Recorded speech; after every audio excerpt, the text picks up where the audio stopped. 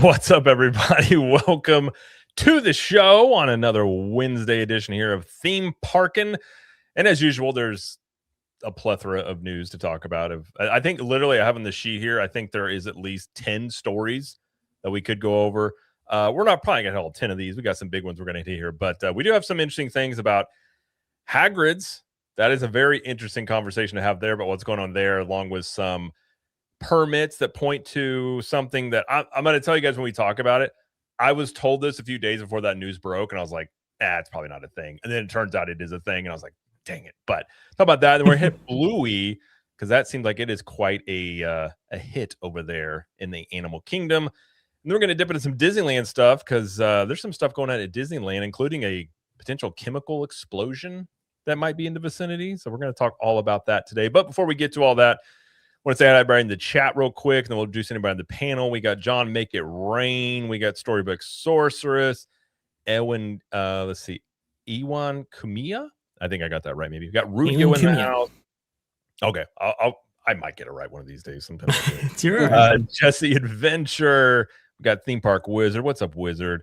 And we got Jacob Weller. We got all the people. David's in here. What's up, everybody? Thanks for being here. And I'm going to introduce the panel here. So we got a good group to talk about this stuff. And as usual, we're joined by Mr. Orange Grove 55. Thank you for being here. And where can everybody find you out on these always peaceful and non-argumentative interwebs? Yeah, no, absolutely. I love being here with you guys, talking with everybody in the chat. You can find me. I don't know why I'm looking so tan today. I don't know. Maybe because I'm at Universal this weekend. But in California, just taking in those rays. Yeah, absolutely. But yeah, you can find me right here on YouTube, Orange Grove 55, talking theme park, studio, corporate side, all that good stuff with these gentlemen all the time. You can also find me on Instagram, which is kind of my home base right now on social media. I'm taking a liking to the Insta, Orange Grove 55. And you can also find me on X, Orange Grove 55. Absolutely. And we're also joined by Mr. Vash Sky and his plethora of knowledge. And he's always, I appreciate Vash's preparedness on everything. So Vash, thank you for being here. Hopefully you're having a good day. And where can everyone find you out there on the internet? Everybody can find me at Vash Sky. That's right down there on X, actually. It's probably the best way to follow me. You can also find me at the Vash Sky Parkcast, where we have amazing streams every single Wednesday at 2 p.m. Eastern, following that Park Place. Every single Thursday at 6:30 p.m., a new time slot for us. But in order to get some more stories out for you, you can find us there. Also, too, on Saturdays at 3 p.m., that's for members right there. We have a Vash and Vixen show. Going to be pretty cool. OG, you're going to want to tune into this one, I will say, because we're talking about UFOs and Disney's relationship with them. Oh, yes. Were they actually trying to... Oh, yes. Were they trying to do a UFO Tomorrowland special back in the 1950s? It would seem so. Maybe the U.S. government had something to do with it not actually happening. It's going to be a lot of fun and more. So check us out. That's for members on Saturday at 3 p.m. Eastern. It's going to be a lot of fun. I love that stuff, Matt. You are speaking my language. That is interesting. Dude, if I'm like looking for something to watch on YouTube, and if it's UFOs or something, I will click on it so quickly. I'm just like, what is this about? And it's good stuff. Yeah. I will check that. That's interesting. I like that. And then we're joined as well by Mr. Theme Park Conductor. He's back. He had to dip out the last time a little early. Had a little bit of an emergency, but he's back. He is good. People were like, "Where'd Theme Park Conductor go?" I was like, "We kicked him. We got him out of here." He wasn't given enough negative opinions on. I'm just kidding. I'm just kidding. Just kidding. But thank you for being here. Where can I find you as well? Absolutely. I can't wait to talk about all these amazing topics. It's going to be a great live stream. You can find me on YouTube, Instagram, and Blue Sky at Theme Park Conductor, on X at Theme Conductor, TikTok at Theme Park Conductor 1, and every Sunday at 5 or 7 p.m. for Conductor Sunday live stream, where all three of these gentlemen have been on that live stream and will continue in the future to be on that live stream, talking about Disney, Universal, Studios, everything theme park related. And just like the chat's blowing up here right now and we haven't even gotten started, that's how it is over there on that live stream. So definitely go check it out. Absolutely. And we just talked about some of the HHN announcements over on OG's channel as well. So we're probably not going to hit that tonight, but they did announce Sinners was coming to Halloween Horror Nights. But probably whenever they have more announcements, we'll do a whole breakdown there, because I'm very excited about Halloween Horror Nights, because I was telling you guys I got Express Pass lined up. I'm not doing the plebe way anymore. I've done it every year that way, and it's by 2 a.m. I'm like, I should have just got the Express Pass. This is miserable. Because how about you guys? I get more tired standing. Like, that'll wear me out more just standing in a line than walking more. Oh, like 1,000%. Like 2 years ago, there was a line. Everything was moving pretty quick, and I forget it was the house that had it was the movie like the haunted movie theater thing. It was actually pretty cool. Oh yeah. But that line took almost 2 hours.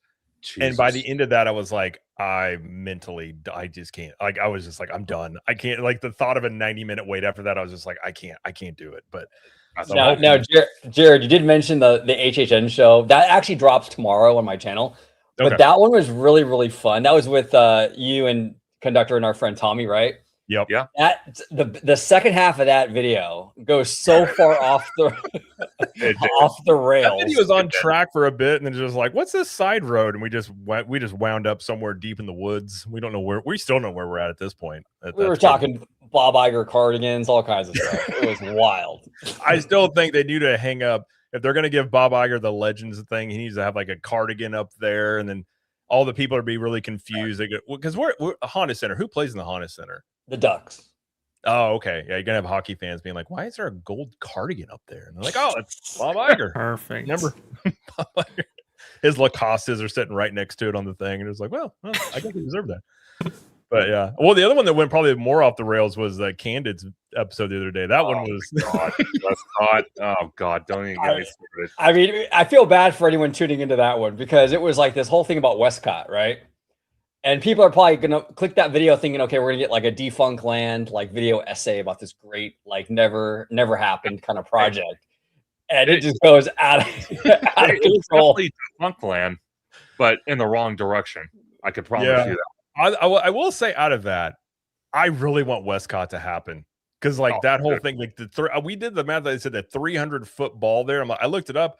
It's almost the size of the Las Vegas Sphere. That would just be like at the center point. I'm like, what is this thing? That would be amazing. So I'm rooting for it from the outside looking in. I tell you that much. We got to get that thing. Now, Vash knows a lot about Westcott too. He's knowledgeable about that. That park was such a cool concept, dude. We need to do a full breakdown. Like that one thing that's in the middle of the water, it looked like a ship from Halo. I'm like looking at that thing, and I was just like, that thing looks odd. It looked like an alien spaceship just sat down. They're like, yeah, we're building a park around it. I'm like, that's crazy. But pretty sick. Dude, it's so crazy. Such a crazy project. I hope it happens. We got a couple of super chats we'll hit before we get going here. We got Juliet here for a 5, I think it's euros, but thank you, Juliet. It says, morning Vash Sky Park Cast Skyliners. Capture the Magic Orange Grove 55 theme park conductor in chat. Thank you, Juliet. Thank you for being here. Juliet. And then Xvoot with a 20. Thank you, Xvoot. Says, what do you think about the rumblings of a new Dark Universe ride? All while back, a pic from Bio that showed the expansion pad at Dark Universe with a statue of Frankenstein and Wolfman face up and creature face down. Curious. Well, we will break that. So I will save this. We'll bring this chat back up when we do talk about that, because we're going to hit up that permit out there. But yeah, it is interesting. And I was actually told, like, I was telling you guys like 2 or 3 days before that news broke, and I think you could probably say thing Bash. It's like you hear like 1,000 different things from people, especially at Universal. It's like all this stuff changes. And I was like, oh, well, we'll see what happens. And like 2 days later, it broke. And I was like, oh, that was the one that stuck. Because it like half the time you hear something, and like the next week it's something different. But either way, it is exciting stuff for Epic. But absolutely, let's get into talking about some Bluey, his favorite little animated character out there. Rudio is saying we got some real guys on the panel, so we're gonna have some real guys talking some Bluey. Let's go. We got to chug our protein. You guys got your protein shakes ready? We could chug. I'm just kidding. We don't have to do it. I do have a protein. As typically goes, I have a protein shake here because I was like, I'm gonna need something. There you go. But, we got real man news here. All right, we're gonna talk about Bluey here. So Bluey, if you don't know, it's not a meet and greet. It's I guess you'd call it an interactive experience with Bluey and Bingo over at Animal Kingdom. And if you know anything about Bluey, it is a huge show. It's actually the biggest show on Disney Plus, and then bringing it into the parks is, I I haven't questioned how big this would be. My question has been where they've been putting this. What is that going to look like from a demand and capacity standpoint?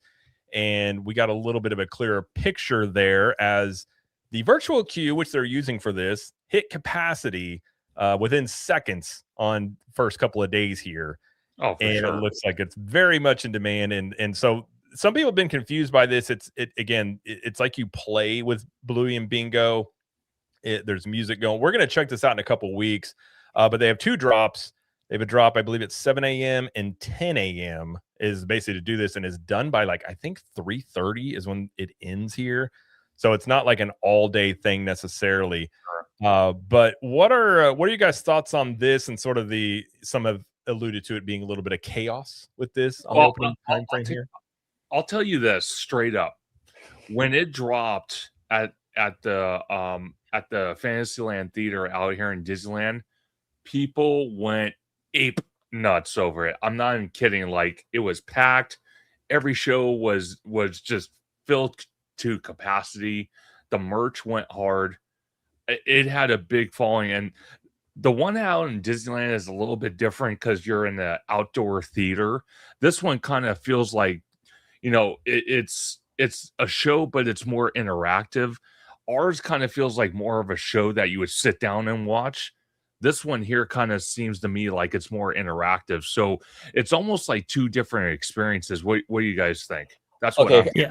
A couple things. My first time going to Animal Kingdom, I was just blown away by this train that takes you to this thing. It's like a cross between a Jungle Cruise boat and the Disneyland Railroad, which really blew my mind. I love that train.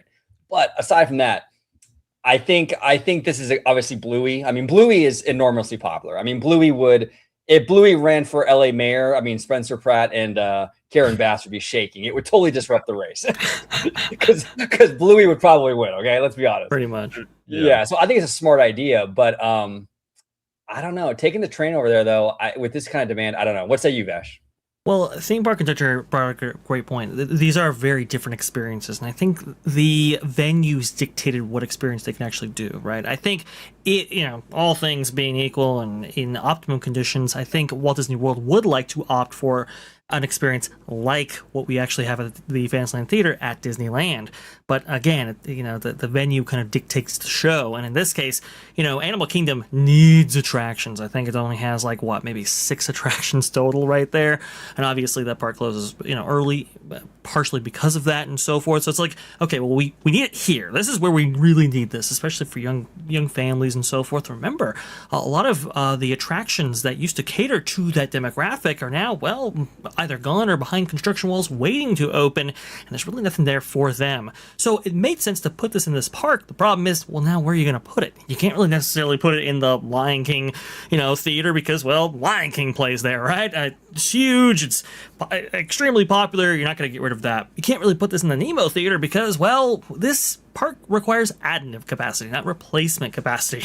And I'm sure a lot of these performers in both theaters are under contract and so forth. Maybe you could put in the Kite Tails Arena. Problem is, it's outside, no shade, and you need some for the actors to actually go back, refuel, and do all that. And that Rivers of Light Theater just isn't provided by that. So this was really the only venue that you can actually stick this. Unfortunately, OG, I know that you like that train, but now if you want to go ahead and ride the Wildlife Express, unfortunately you have to get one of these drops, whether the 7 a.m. drop or the 10 a.m. drop, and apparently those are going extremely quickly. This was really the only place you could put it. Unfortunately, it's the right IP, right park, wrong venue, I think is the problem here. Yeah, I agree. When I first heard, they teased this coming a few years ago. It was interesting because they teased it, and then there was some delay in getting this going, and I wondered at the time if they had some external maybe theme park rights were lying around, because you did have some Bluey stuff and some of the other I think it was one of the Sesame Street type parks. There may have been some mix up there, but whatever the reason is, they got it all figured out. I think United had it for a little while. That's who it was, and I think that at the time it seemed delayed there, but when they announced this and they announced where this was going, my first thought was, how in the world are they going to handle the capacity of this? Because like you were saying, there's really nothing in this park for kids right now.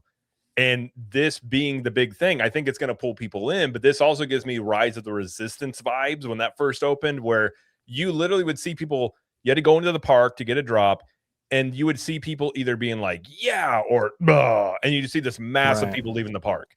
And this gives me the very similar vibes here. But I think you can't really, I think that they did the day before it opened, it had a little bit of an early preview where it just opened up and it was pandemonium back there. So you almost have to do a virtual queue here. And I think this is very limited in its capacity. And I feel like this is probably gonna make a lot of people very frustrated because I don't know what the chances are getting one. I have heard the second drop is a bit easier. It has gotten easier maybe as time has gone along, but it's definitely something if you want to do this and you got little kids, you definitely want to make a priority, maybe get there early. But at the same time, like I feel for those families that like their kids are dead set on doing this and they don't get to do this because it's such a big thing. Well, let me ask you all this, because when I went out there, obviously I didn't go in this area. The conservation station alone, has it kind of been like a dead spot of Animal Kingdom? Like there hasn't been a lot of foot traffic because there's not a lot to do in that area. And do you guys think by bringing Bluey, that kind of revitalizes that area and gets people excited to be in that area once again? I think it revitalized. I think the problem with it, you're right. I mean, when I was there, it wasn't very busy. Bluey will definitely ramp that up, but we're kind of going from one extreme now to the other extreme. And then you have limited access because of the train, unfortunately. And I love my train. I'm a vibes guy. I love my train. That train is a bottleneck. I'm your conductor right here. Yeah, exactly. Exactly. It is that thing is a bottleneck for sure because it doesn't have the big capacity. And what this was before, they had the drawing experience was back here. Yep. And other than that, like you're right, it wasn't an area where people were like, I mean, as many times as we've been to Disney, I think we had actually gone back there like 3 or 4 times. Like just wasn't a whole lot back there. So it's definitely going to increase the demand there. But this park is so lopsided right now. Like you got this for kids, and then you've got like 5 other things to do.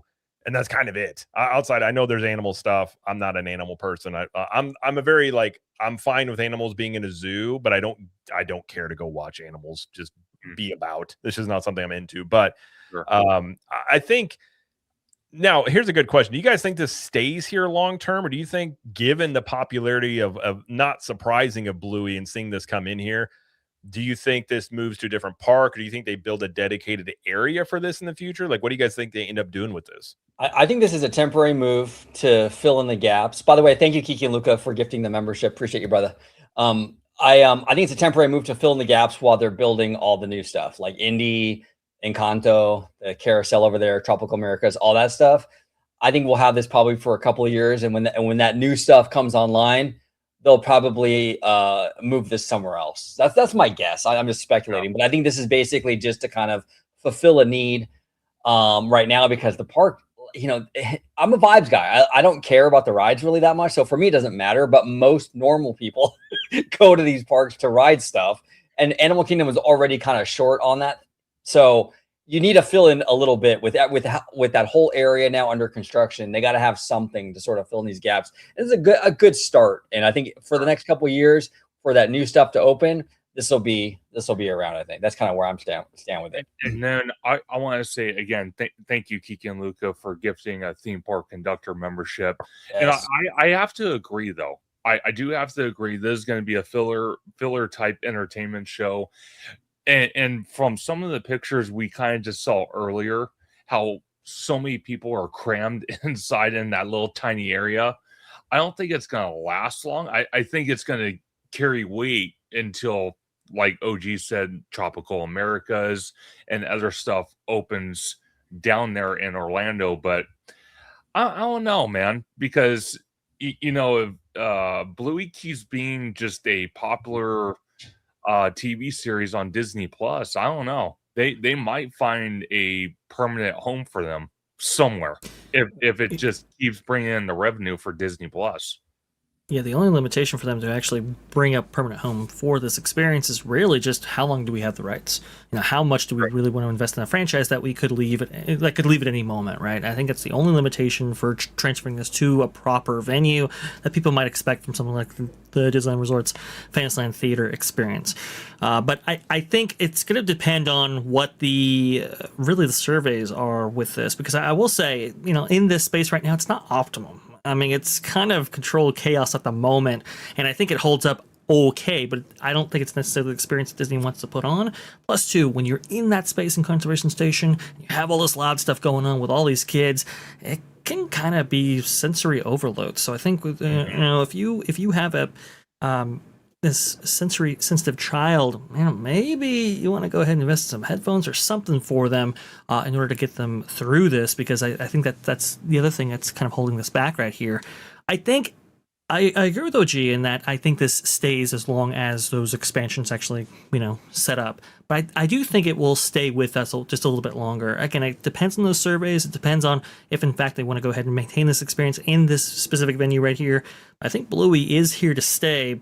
And I wouldn't be surprised if they actually carve out a space that could be easily transformed later if, in fact, they lose rights to the IP, but something that is a little bit less supply constrained and showcases Bluey in this specific park. I think they do want this here. Animal Kingdom needs it. Even after these new expansions and so forth, I think they'll still need something like this, and I think they still want a presence here in this park. Well, let me ask you this, because when I was in Animal Kingdom, you have you have Everest, right? And then you kind of have that outdoor amphitheater with the body of water that once had a show, then they got rid of it, and now it's just sitting there abandoned. Do you think they could use that outdoor amphitheater for interchangeable shows? Like maybe move Bluey over there and then change it to something else. So that way it's not a permanent, Bluey show, but it's interchangeable like the Fantasyland Theater at Disneyland. The only limitation there is, go ahead, capture the magic, please. Oh, I was just saying you could. I guess the question would be, do they plan on doing a nighttime show ever? Because that's been nothing has stuck in there forever, but it's a gorgeous area. The last thing they had was that kite show where they would crash videos. That thing was I watched that in person. I was like, what is this? Those kites just, the only way they could stop, they just crash into parts of the thing. It was kind of entertaining, but I mean, you could do that. And a little known fact, and I'll let you go, Vash.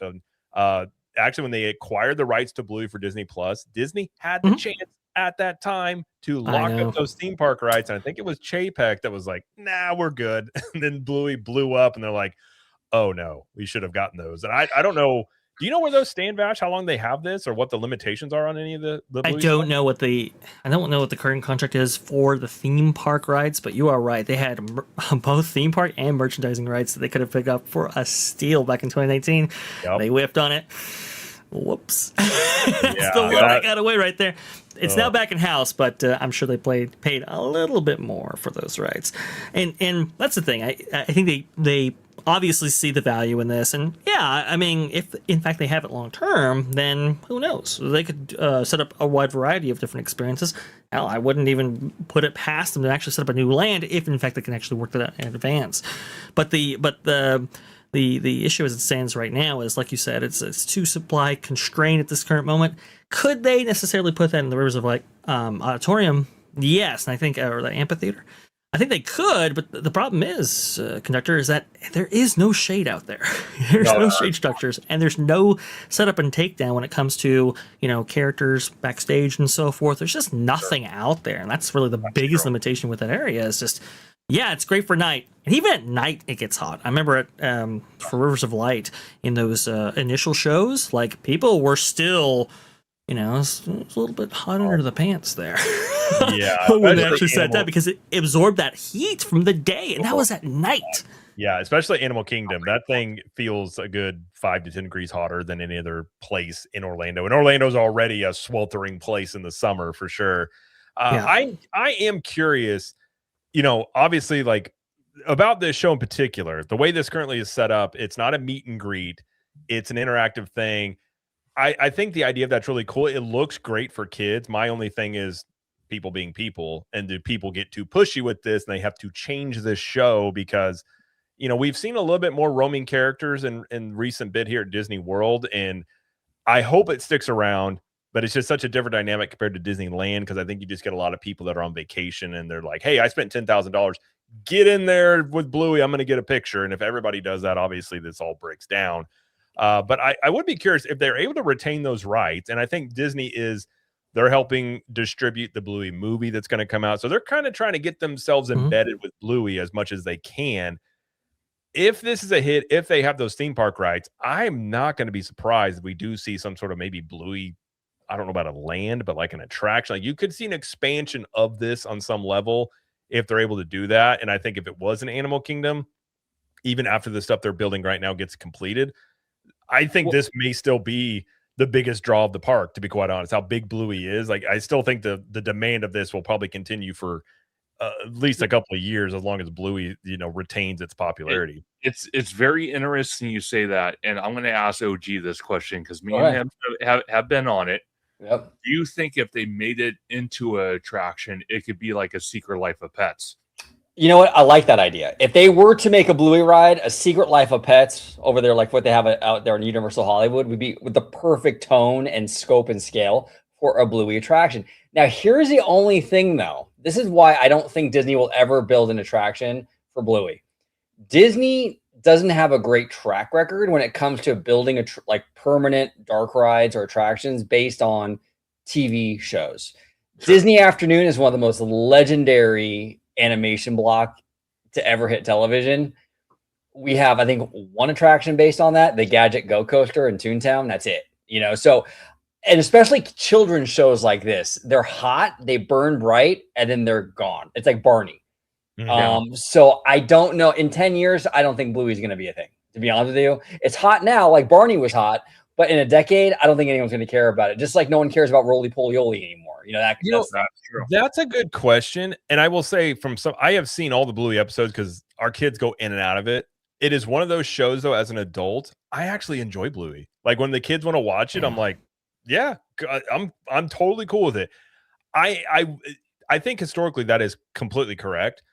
I feel like Bluey might have more lasting power, but of course it's going to depend on how long do they keep the show going and stuff like that. That is definitely a question mark. If they did put a ride in here, how long is this going to be really relevant? But I think Bluey might be more relevant than some of these other kids shows we've seen before. But Vash, what do you think? Well, it has cross-generational appeal, like you said. They're also producing a movie, which kind of gives it a little bit more legs and some cachet, right? Mm-hmm. We've seen crazier things. I mean, Simpsons got a land. Pretty insane that was possible. And now we have Mandalorian and Grogu as part of that Millennium Falcon Smuggler's Run update. So, never say never. As I'm thinking about this and as I'm going through this, it almost seems like Zootopia should be at Conservation Station and Bluey should be beneath the Tree of Life. Doesn't it kind of feel like that? If you were to flip that, I think it would kind of work out just a little bit better. But c'est la vie, we're in the situation now. I don't know where we quite go with this. But look, I mean, it's undeniable. This thing is extremely popular. Obviously, the TV show has been running on for 6-7 years now or something like that. And it is... I don't think it's diminished in popularity. In fact, in some cases and sometimes, I think it's actually grown and so forth. That's why they're producing a movie right there. This thing actually moves, I believe, pretty good. It moves merch, is what I'm saying.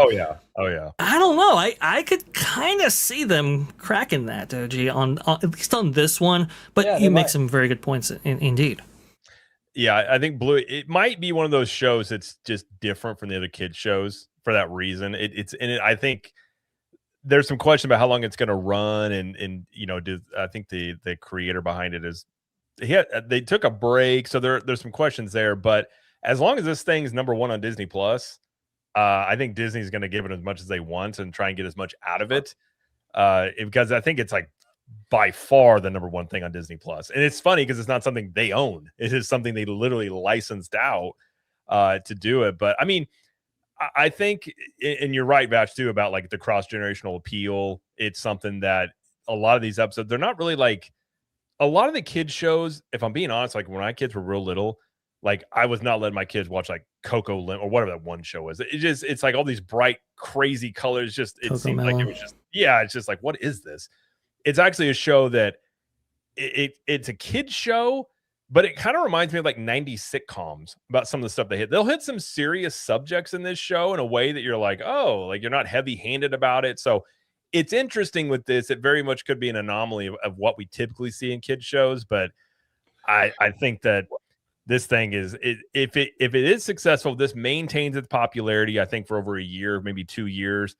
I would not be shocked if anything, they, like you were saying, Bash, maybe they graduated to a better venue. Sure. And I do agree with you. I think it makes way more sense in the Tree of Life than Zootopia does. Like if Well, you swap these two out, I think most people would be pretty happy with that. Hey, You know, Jared. Wizard. Oh, go ahead, conductor. I think me and you are going to point out the same thing. Go ahead. Oh yeah, the wizard comment. Go ahead. Go ahead. Take over. No. By all means, read it. Go for it. Theme park wizard. I think this is interesting, and now this might play to. Keep in mind, Disneyland and Walt Disney World both have two different audiences completely, right? We have a lot of Magic Keys and stuff, but he says here something to think about now. The Bluey show at Disneyland is much quieter in attendance as the weeks have gone by. So that's interesting. I'm very curious to see with this one in Florida with more of a tourist demographic, if it maintains its popularity or if it kind of drops off as well. Yeah. We have more locals here who go to the park multiple days a week, so it's That's a kind of different what I was thinking. thing. Like, what do you guys say? 70% of Disneyland's locals. So, like, if most of those have already seen it, they may not be a lot of repeatability. And I think that's the thing with Disney World and Disneyland is like you constantly just have this new groups of people coming in that have they've either never been or once in a while have been. And so I think it'll probably, especially in Animal Kingdom, if you have a kid, I mean, it's almost a no-brainer. You're going to go try and do this, one would assume. Yeah, you see this with theater shows, actually. Theater productions over there in Walt Disney World tend to last way longer than they ever do at Disneyland, because Disneyland, so many repeat visitation occurs over the years that people just, they see it, they get done with it, and they leave, and that's just about all she wrote right there. So I think with this specific demographic, I think this will, stand the test of time. I think it will. You will have very difficulty in getting a virtual queue on every single day that's available, just by the nature of this setup right here. It shouldn't be as convoluted as it is, and it should be far more accessible than it is, especially with kids with families with young children. But that's just where we are right now, and I do kind of wonder if Disney feels the heat on this one and changes this up in some way in order to make it more accessible in the meantime. But suffice it to say, people are not thrilled with this view queue process being attached to this specific experience. Yeah, no, I agree. Even if you get a pass for it, or you get a reservation for it. I mean, some people are saying they're still waiting an hour and a half to be able to do this. So, especially with the little kids, maybe they change this up a little bit. But I mean, if you're looking to see if Bluey was going to be a hit, I think pretty early results are it very much is in demand, especially in this park. So we'll see what that continues to do here. Theme Park Philosophy said, what's up, Theme Park Philosophy? Said Barney lasted 25 years at Universal Studios, and Bluey is vastly more popular when you compare both at the peak of their popularity. So I don't see her moonwalking out of Animal Kingdom anytime soon. Good point. Good point. I too tend to agree. I hated Barney. Gosh, I was never someone to watch as a kid, but my goodness, I never could stand that show. But Barney has that weird face. It's just weird, boxy. It's weird. Yeah, and he's a dinosaur. I want to see dinosaurs like do dinosaur stuff. I don't want to see him sing That's true. "I love you" over and over again. Like, what is this? What's Oh, going on? Don't get that song stuck in my I want to head. see Barney like see another like animal and he just goes and attack. Like that'd be kind of funny in that show if Barney just randomly like went off. He just went crazy because he's a dinosaur. And you're like, well, that's what dinosaurs do. Sometimes Hey, there you go. With the power of AI and your imagination. That'll probably be out there pretty soon. As he or was it the Real Venture says, Barney, I loved it as a kid. I mean, I'm sure as a kid, it wasn't something I watched as a kid, but I'm sure people have their Barney moments. It is funny when you go back and look at some of those old TV shows. Like, I really wish when I was a kid that you had the theme parks like now, because you'd had like Ninja Turtles and like really cool Ninja Turtle stuff and everything like that. That was what I was into the most of. But let's move over and talk about, and this is some pretty big news actually, Hagrid's. The ever popular Hagrid's Motorbike Adventure recently. So about almost a year ago, they put Hagrid's as part of the Express Pass at Universal Studios. If you know what that is, that's their cut the line system. And obviously it impacted the standby lines. And I've got a chart we can take a look at here and to see that. But Universal announced yesterday that Hagrid's is being removed from the Universal Orlando Express Pass system. And they didn't really give a statement. There were some people that showed a screenshot where they were asked this question. Universal said essentially they're making changes essentially for the guest satisfaction is what they're saying here. Now, my theory, and we can get into this, I think it's very possible they may end up putting Hagrid's into that Express Now option that they have, which is the single rider option for things. Yeah. But obviously, this starts July 1st when you no longer have this as part of it. What are you guys' thoughts on Hagrid's no longer being part of Express Pass? And do you think there's a possibility of this changing, or do you think you're just removing it just for the guest experience? What do you think, Bash? What's your take on this, brother? Well, this is a very interesting, series of events because, Universal was doing all it could to get as much capacity as this as possible, right? They built that new, facility building, backstage building right there in order to facilitate all day operations, right? So they didn't have to have that warm up period right there to fully saturate as many guests as possible, no matter what time they actually came in. Considerable amount of effort and money in order to facilitate that right there. And it's like, look, listen, 7 years after this debut, maybe we have gotten to the point where we can add on this express option for so many people who actually want it. And this had to be a very difficult decision to make, right? Because people have bought into the express option for the year for this specific attraction. We had a lot of people actually come out, in full force say, hey, look, listen, I got an annual pass just for this, and now you're going to actually take this off. This is crazy. But you gotta think, right? The experience for the standby guests was horrendous. This was regularly triple digits in terms of wait time right there. You had so many different people, saying, look, I waited all of this time for Hagrid's, and to see all of these express, people actually go through before me was a little bit, it wasn't the greatest feeling nor the greatest experience on the planet. And this is, I suppose they could actually add this onto the Express Now option, right? That is something that they have up their sleeve right here. But to value the guest experience over the monetary gain right here, I think is a big deal for Universal. This is a prioritization factor, right? When you move away from something, you move towards something. And this I think shows to me the experience kind of guest experience driven nature of Universal. Maybe you don't see this from Disney, but to see this here with this attraction, again, 7 years out from its debut, I think is really fascinating, really interesting. Hey, I guess we'll talk about it a little bit later, but Millennium Falcon Smuggler's Run, that's a whole different story. That's a whole, can of beans right here. But this right here, so popular, they had to actually remove it. Pretty crazy.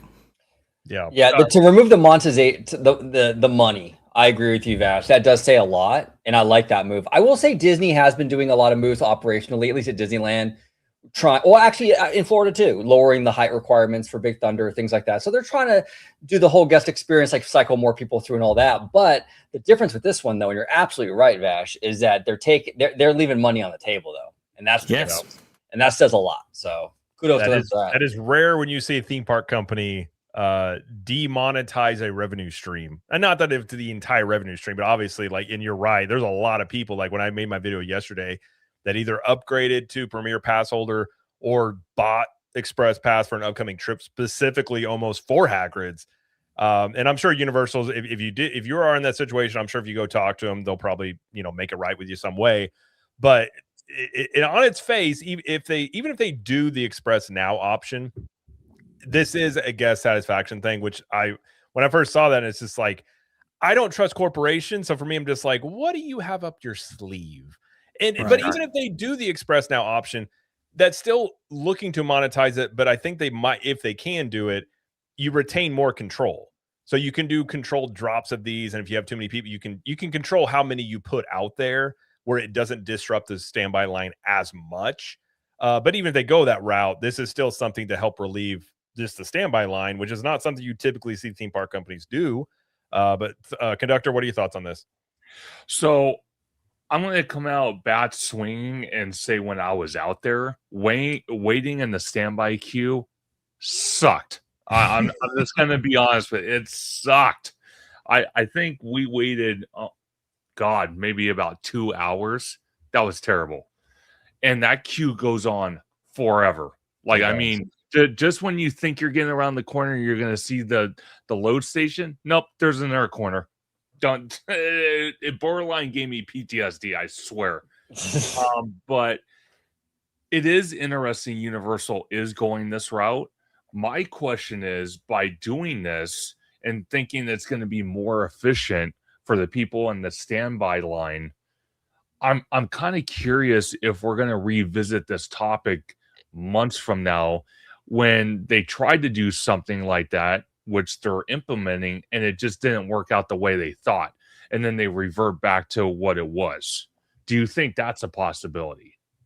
I think this move was not taken lightly. I suppose there might be seasonality involved with it, right? Maybe during certain seasons you have something like this on offer, but for your busiest times, I can't see them having this applied. And that's the thing too, like people have booked hotel rooms at major resorts with the Express Pass option in order to get that. I mean, it's a big deal right here. So you don't take this on and off lightly. And I think it was Tom Bricker from Disney Tourist blog actually said that, look, as when you look at the Express Page option right now, it's off currently. I understand that, there is a date in which it's going to be officially off, but honestly, it's like it's effective immediately with that distinction right there, which is, again, we really have not quite seen this with an attraction that I remember, and I think that standby queue, one of the reasons why it was so bad there, Park Conductor, at least if you actually experience it with this option available, is because that's. There is a slowdown right there when you actually have these Lightning Lane or Express Pass options actually added to your ride. And this is a ride that has struggled with capacity in the past. It's never really quite reached its theoretical that was offered by Intamin when they actually sold this to Universal, which is unfortunate. There's just so much capacity to go around. What are you to do when you have triple-digit wait times other than take off the thing that's really hindering it for everybody, including Express probably? Sure. Yeah, I'm wondering if they kind of thought maybe that given it, when it was 6 years old when they kind of implemented Express Pass on here, maybe they thought that Epic and some of these other things were going to kind of mitigate some of the demand on this. But every time I'm in Islands of Adventure, at least previously, I haven't gone through the standby since it's had Express Pass because we either have had Express Pass or it's after 4 o'clock we would use it.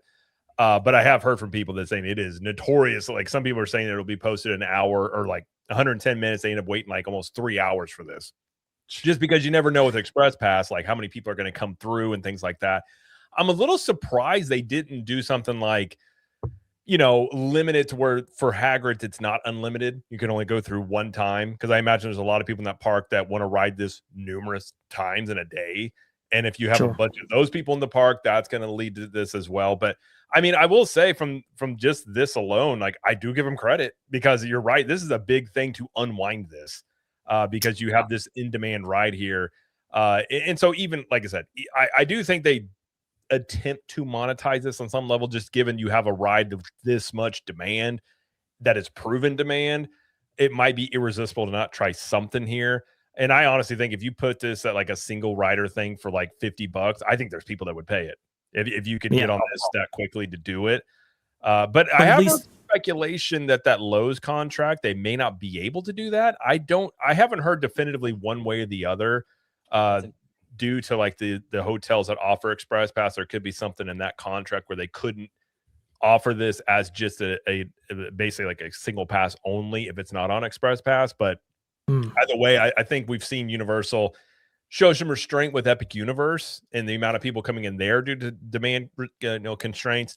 And we see them do this again with Hagrid's. I do applaud it. It's not something you typically see. And it's very weird for me to look at this and just think like, maybe this is it just for the guest experience. I don't know.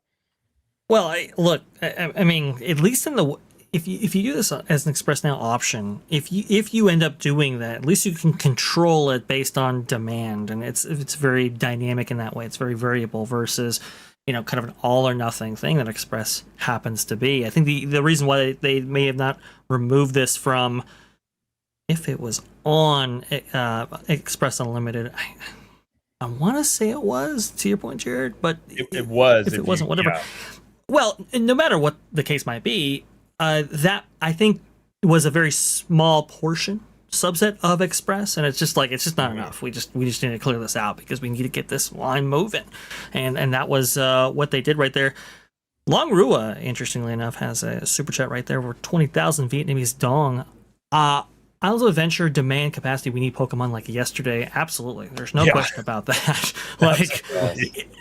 You need another attraction to take the heat off of this thing. We all thought that was going to be Velocicoaster, and it's fantastic. It's great, but I think they needed a couple of attractions to take off this very highly themed coaster right here. It has shocked me how much this has endured. Look, it's a great coaster. There's no getting around it, but it's crazy. 7 years out, and this thing, acts like it just opened yesterday in some cases. Yeah, it's crazy. Now, I will say this. I want to bring this comment up because I think Remy brings up a good point here. Remy says, what are they going to do to compensate annual pass holders who bought the premium version for 4 p.m. Express? That's a fair point. You bought that with the auspice of, okay, I'm going to get this perk, right? Yeah. I'm sure if people that are in that situation, I'm sure if you contact Universal, I haven't heard any specific, situations of this, but I have heard from people that they are, for people that did book it for vacations, that they're doing something for them. So I don't know exactly what they can or are willing to do, but I do feel for those people because there's a lot of people that probably, that did put them over the fence to get it because they're like, oh, Hagrid is part of it. Every time we come in here, we can just get on Hagrid's. And honestly speaking, if I didn't have Express Pass, I'm not going to ride this as much because when we went the last time, we had it because we stayed at Royal Pacific, and our daughter, she went, I think we rode it 3 times the same day. Oh, wow. And I will say the Express line, somebody said the Express line, people report it moves slowly. Not for me. The times I have used this, it's been very quick to get on this, 20 minutes in the Express line for the most part. Yeah. So it was pretty efficient there. For the Express users, and it's something personally speaking, it's a bummer for me because I'm well, I can't use it now, but I can understand it from an overall guest perspective here. And even if they do something down the line differently, and maybe once Pokemon comes online and some of these other attractions at Islands of Adventure, it probably will return at some point. I mean, this isn't going to be a permanent thing. It will come into Express Pass again at some point. Yeah. I think it took how long did it take it for Forbidden Journey? I want to say it was 8 years or something, or was it that long? I can't remember. It was a time period there before they put it on Express Pass because that one for a period of time was kind of like Hagrid's. By the way, Hagrid's in the rain would be crazy. But yeah, I know. Crazy once the demand comes down, but it's a great coaster. It is my favorite coaster. It is a lot of fun, and I totally understand why it has this type of demand. And I think Velocicoaster, I'm not a coaster person, but I also think you don't have as much demand there because it's so intense. Yeah, I think Hagrid's is kind of that middle ground where it's not a kiddie coaster by any means, but it's also not Velocicoaster. And so more people, and obviously Harry Potter attached to that, is going to get more eyeballs on it. So I wish we had more mid, and I don't mean mid with quality. I mean mid thrill. Yeah, exactly. I wish we had more mid family style coasters like this out here at Disneyland Resort, because it's sometimes you want that thrill, but you don't necessarily want Velocicoaster or Fast and Furious. You want something that's okay, I want to get my heart rate up, but you don't want to you don't want to go crazy with it, right? Panic attack. I need one step up from Big Thunder, right? Oh, yeah, that's perfect, Josh. Exactly. One step up from Big Thunder. You can put something like that in DCA. You can put it in Disneyland, whatever the case. But we need something like a Hagrid's would be perfect, absolutely perfect. And we're lacking in this department big time out here. I mean, even Disney World, they have a lot of this mid kind of thrill family stuff, like Slinky Dog, which is actually a lot faster than I was expecting, which is kind of crazy. Seven Dwarfs and the Seven Dwarfs to follow too. Yeah. Yeah. So Yeah, they got some great stuff. We got to step it up out here. You know. Well, they did copy this for Epic, and they essentially, if you look at Hiccup's Wing Gliders, as I've always called it, baby Hagrid's. It's the same ride manufacturer, very similar concept. Not as thrilling as Hagrid's, but it's still that also is a great coaster. So I actually think you'll see more of these type. What would you call this? Like a story coaster? I mean, it's got set pieces in here. Yeah, I would say that, because there's a lot of theming elements to this, and it's all outdoors for the most part. So yeah, I would call it that. And I wouldn't be opposed to seeing stuff like this, because not everyone, like OG said, not everyone can ride Velocicoaster. Because I'll tell you, riding that the first time, I'm going to be honest with you, because I am a coaster guy. The first launch, I handled. The second, I was not prepared for. That threw me for a tailspin. I'm like, holy Lord. So I heard this ride, the Velocicoaster gets faster as you go, pretty much. It does not even out. Okay. Oh, yeah, it's like it's just breakneck the entire time. It's pretty intense. It's one step up from Hagrid's for sure. No, I mean, look, this is a great family coaster, right? It fits in that demographic that obviously plays towards a family because of the IP actually chosen, but I think it does play for a slightly wider audience, like you said, because it's just one step below Velocicoaster. It's unbelievably well designed. It actually surprised me when I actually rode it in person, because I was like, whoa, this experience is really, really fantastic. It's really awesome. It's like a low sling blitz coaster from Intamin, highly themed. Like you said, probably story coaster would probably be the most accurate description for this. But look, I think IOA is, I think we're getting to that time where we probably need some more attractions for this park, and well, that's why they're doing that right now with the Lost Continent area. So, hopefully when those attractions get on board, and maybe you have Fast and Furious over there, and also Adventure get on board, now it's like, okay, now we have multiple coaster options. We can go ahead and spread this out, and the demand will subside just a little bit, enough to put Express back. I think you're right, Jared. I think this is going back on. It's just, for right now, they just simply cannot provide the experience, I think, for this, with the supply limitations that are on this coaster. Again, I think it's like 1,000 less than Forbidden Journey, if I'm not mistaken, right there, maybe even more. So it's just they just can't offer that experience for standby. It just goes to a crawl. So we have to let that line up. Also, too, I think Mark was brings up a good point with the make good, right? With the guest recovery when it comes to this specific option right here. It does say, subject to change, in the terms and conditions, which is unfortunate, but I wouldn't put it past Universal to make good, maybe privately, like you said.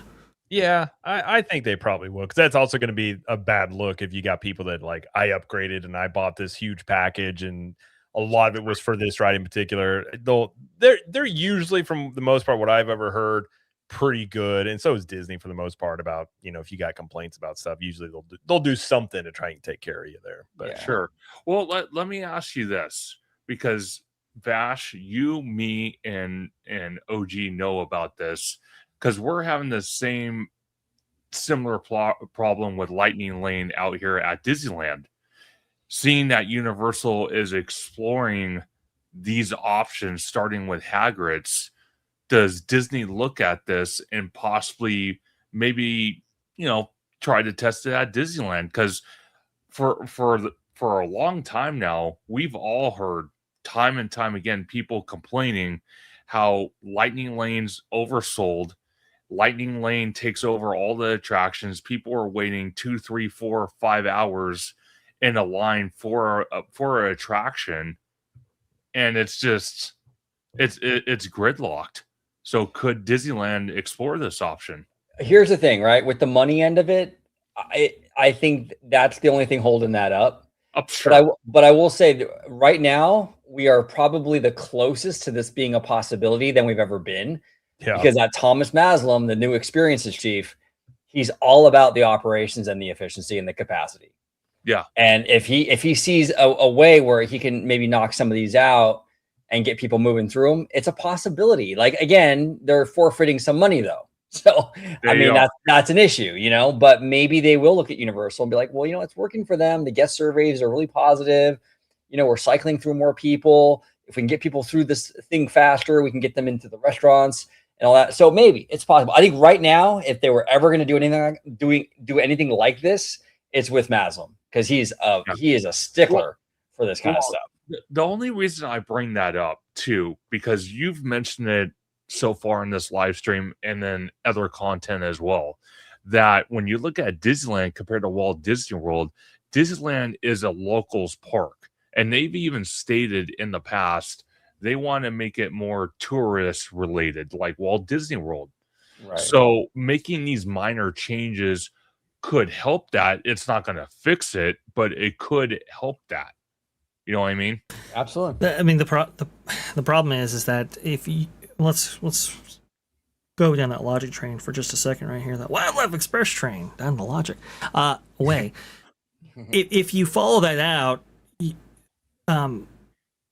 for either Lightning Lane, Multipass, or Premier or whatever, they have to add value to that system in order to make it a purchasable entity for tourists and maybe even annual pass holders themselves. And the only way to really do that is to add, attractions onto that Lightning Lane system, not take away from it. And this is why, we've seen attractions like, Little Mermaid, for example. It's like, are you really putting Lightning Lane on that? It's like, yeah, because, when you see that list of attractions right there, that is a real big determiner whether or not that one person is going to, enter into that service. And so I don't really, for that reason, I don't really see it going away. I mean, we did have that trial period with, the reopening ever since April 31st of 2021 with the reopening of the parks. Remember, there was no fast pass or Lightning Lane service available right there. They got to see those operations firsthand. I think the attractions that are on the system are on the system. I don't think any one of those attractions fits this kind of very unique Hagrid situation where you have triple-digit wait times, you have inordinately limited capacity, extremely high demand. It just nothing fits that, I think, on both coasts, actually. So I think whatever's on that system is there to stay. However, Thomas Maslam is making some changes that we all thought were inconceivable before this era. Yeah, he's an interesting experiences chief, because he's doing a lot of things that nobody has done in the longest time, and he's addressing some issues, but we'll see. It's still kind of early, so I don't want to count my chickens before they're hatched. But I mean, so far I'm digging the capacity stuff and all that, because I do think that was a big problem for at least out here in Anaheim, Well, and I think we talked about this on your live stream a couple weeks ago, Vash, but it's like he, at the town hall thing he did, I think it was before he was named the chairman, he had some very interesting statements, being very blunt about some of this stuff. And, I think even with Joe Shute as the new Disney World president and Thomas Maslam and tomorrow, I think you definitely have a different leadership prism maybe going into the parks. Yeah. And I'm curious how that pans out. Obviously, it's easy to say stuff, and he's had comments about wanting less phone usage. How do you really do that? But I do like at least hearing those things. That's not stuff we have heard in as long as I've been covering theme parks, really, in the past decade at least, of hearing the way that he was talking and even doing this with Universal. So maybe this comes with competition as well, because Universal obviously is competing with Disney World, and they don't want to have bad guest experiences because they're still trying to, word of mouth and things like that. So the only thing I would say about Hagrid's is, and I think you had mentioned it, Vash, it's like this could not have been a very easy decision to make, because you're going to have this negative fallout from it. And, even like I said, even if they do bring in the Express Now type of thing, if they're able to do that, it still maintains more control over it. And the whole idea there would be not to impact standby line as much. So it does seem like this is a move to help, the standby people that are not buying Express Pass, which typically that's not something you see. Usually they want to take care of the people that are paying the bucks for these things. So I will give them credit for that, and we'll see how this pans out. But I think at the very least, you get to 2 years, whenever Pokemon or whatever land is done for Lost Continent, some of the other things like this will come back. And maybe naturally some of the demand falls off. I mean, just now, I think when Tron came online for Magic Kingdom, you finally saw some of the lesser of the demand for Seven Dwarfs Mine Train, which basically maintained 90-minute wait times almost around the clock for a better part of a decade. So some of these rides do maintain that type of demand. And personally, if this ride was ever like a 40-minute wait, I would ride this constantly because I love this thing. But at some point, No question. Yeah, at some point it'll hit that, but obviously I don't think it's going to be anytime soon. But it's interesting stuff nonetheless. I think when you're looking at this, but you guys have more thoughts on this before we move on to Epic Universe? Well, I just want to say one thing too, actually, to touch upon a little bit with Thomas Maslam, real quick. I will say this. I think so far under the Damaro administration, I don't know what you'd call it, the Damaro era. Regime. Yeah, exactly. I think he's done. I think some of the decisions made with leadership have been pretty good. I like Thomas, the new guy for Disney World. I heard is very solid. I mean, they're making moves. You know what I'm saying?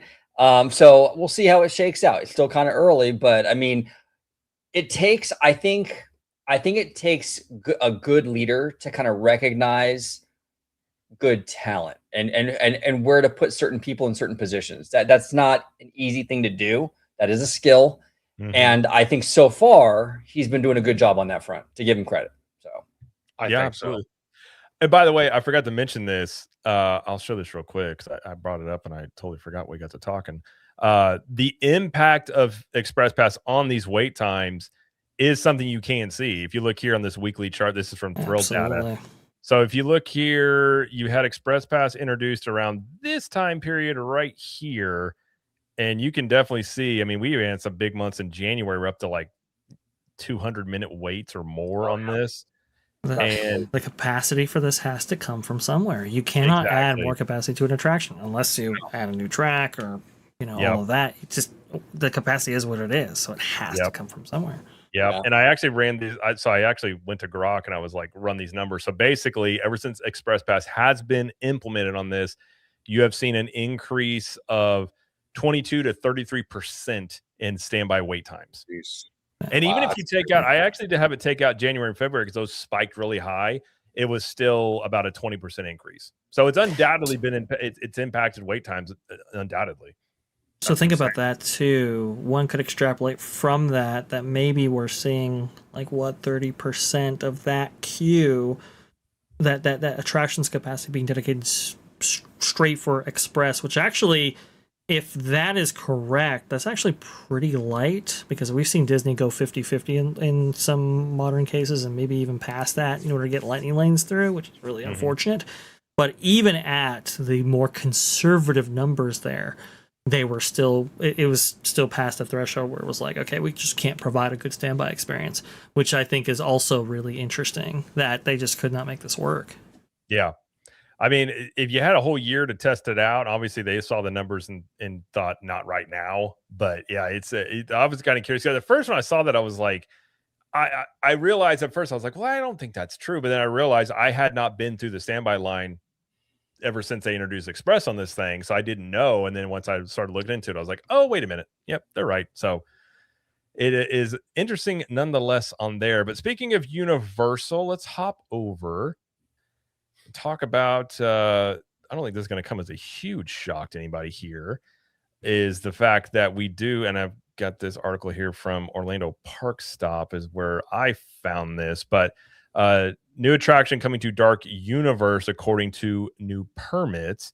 And this is permit number B269001713. Rolls right off the tongue. And it says here, actually, I think this came, they credit Theme Park Wizard on this. So shout out to Wizard. Nice. He's becoming the permit guy on all these things. So basically, Area 680, it says a likely reference to the Project 680 permit from before. And this is looking like it's going into the Dark Universe area, which is funny because I've heard so much different things about so we know the Wizarding World's getting an expansion. That's kind of been, the permit's been out there. We know that's been coming. The big question was it going to be Dark Universe or Super Nintendo World? And I had heard for late last year, it was like Super Nintendo World ready to go. It's going to be the next one. It's going to start construction later in 2026. I was like, okay, cool. And then a couple weeks, it was probably 3 or 4 days before this news dropped. I was told actually it's gonna be Dark Universe. I was like, really? And I was like, well, who knows? With Universal, things change all the time. Turns out they did file the permits for this, so it looks like we're getting expansions to Ministry of Magic and Dark Universe. And what I was told is they're leaning toward a boat ride, which would make me think Creature from the Black Lagoon. Yeah. I think there has been some internal discussions about Bride of Frankenstein being one. But what do you guys think about Dark Universe getting the other expansion here for Epic Universe? I'm kind of voting for the Creature of the Black Lagoon myself. Same. I think that kind of gives you a little bit of like a little more variety. I mean, we have a lot of Frankenstein, don't we? Already, kind of like I would like to see something a little different with the Black Lagoon guy, Black Lagoon creature. I don't know. That's just me personally, and I like the boat concept. I think that's kind of where I'm at with it, but I don't really know much about what they would even do with the Bride of Frankenstein attraction. So I don't know. But for me, I think creature is where wasn't that the original concept though when they were building this thing? I thought that was actually going to be one of the opening day attractions. No, it was. I heard it was, but Vash, go ahead, because go ahead. Yeah, I had heard maybe something similar as well. I mean, that was on the launch list of things for a while there. But the Bride of Frankenstein is interesting because Creature from the Black Lagoon is actually represented in the Frankenstein experiment. Bride of Frankenstein is nowhere represented in the land, so that's kind of the argument that Alicia Stella has for this specific attraction, going maybe in that direction. I do think it's very interesting that the IPs that either Universal owns outright or the ones that they have long-standing relationships with are the ones chosen for the first expansions for Epic Universe. I think that's really key right there because I do think Universal might be having just a little bit of an issue getting Nintendo on board with expanding their footprint out in their Universal parks currently, because from what I understand, Nintendo's pretty demanding when it comes to certain attractions, iterations, and so forth. So it's like, okay, well, look, listen, this park needs to expand, and Dark Universe is like one of the smallest lands. We have full control over it. Let's go ahead and do that. We already have a place for an expansion already, laid out for this. Let's go there. And then obviously the Wizarding World with it only having one attraction. I think like if they would have redone this, right? If they had a second chance to do it all over again, maybe they would have opted for that second attraction in that spot, because for a while there it was on the plans, it was going forward. This is it's going to have two attractions, and they dropped the other one. Now it's like, okay, let's like rush it back in. So it's kind of really fascinating to see where the priority level is for all these things and where they're actually going with this. But Dark Universe, one of the smallest lands, and it obviously needs a little bit larger of a footprint. I think a boat ride would fit this park really, really well, because really it doesn't have a proper one currently. But maybe they go in a different direction entirely just based on a variety of metrics that they're seeing. Yeah, that was the question I had whenever sorry, real quick, I'll say it. Go ahead. Was whenever they told me, Dark Universe, and I was like, and they said Creature, and I was like, but and I think Wizard had alluded to this, Universal's not super happy with Mac given the whole Stardust Racers incident. And Mac has that water coaster thing that does look like a cool ride system that seemed like it would be perfect for Creature from the Black Lagoon. So and Wizard saying he's heard Bride of Frankenstein. I've heard both. So who knows which way this goes, but this is an image right here of the expansion plot for Dark Universe would be in the back of the land. And I will say, listen, Epic Universe, I think Dark Universe is a cool land. It is very small. So I think this is a prime one to expand this.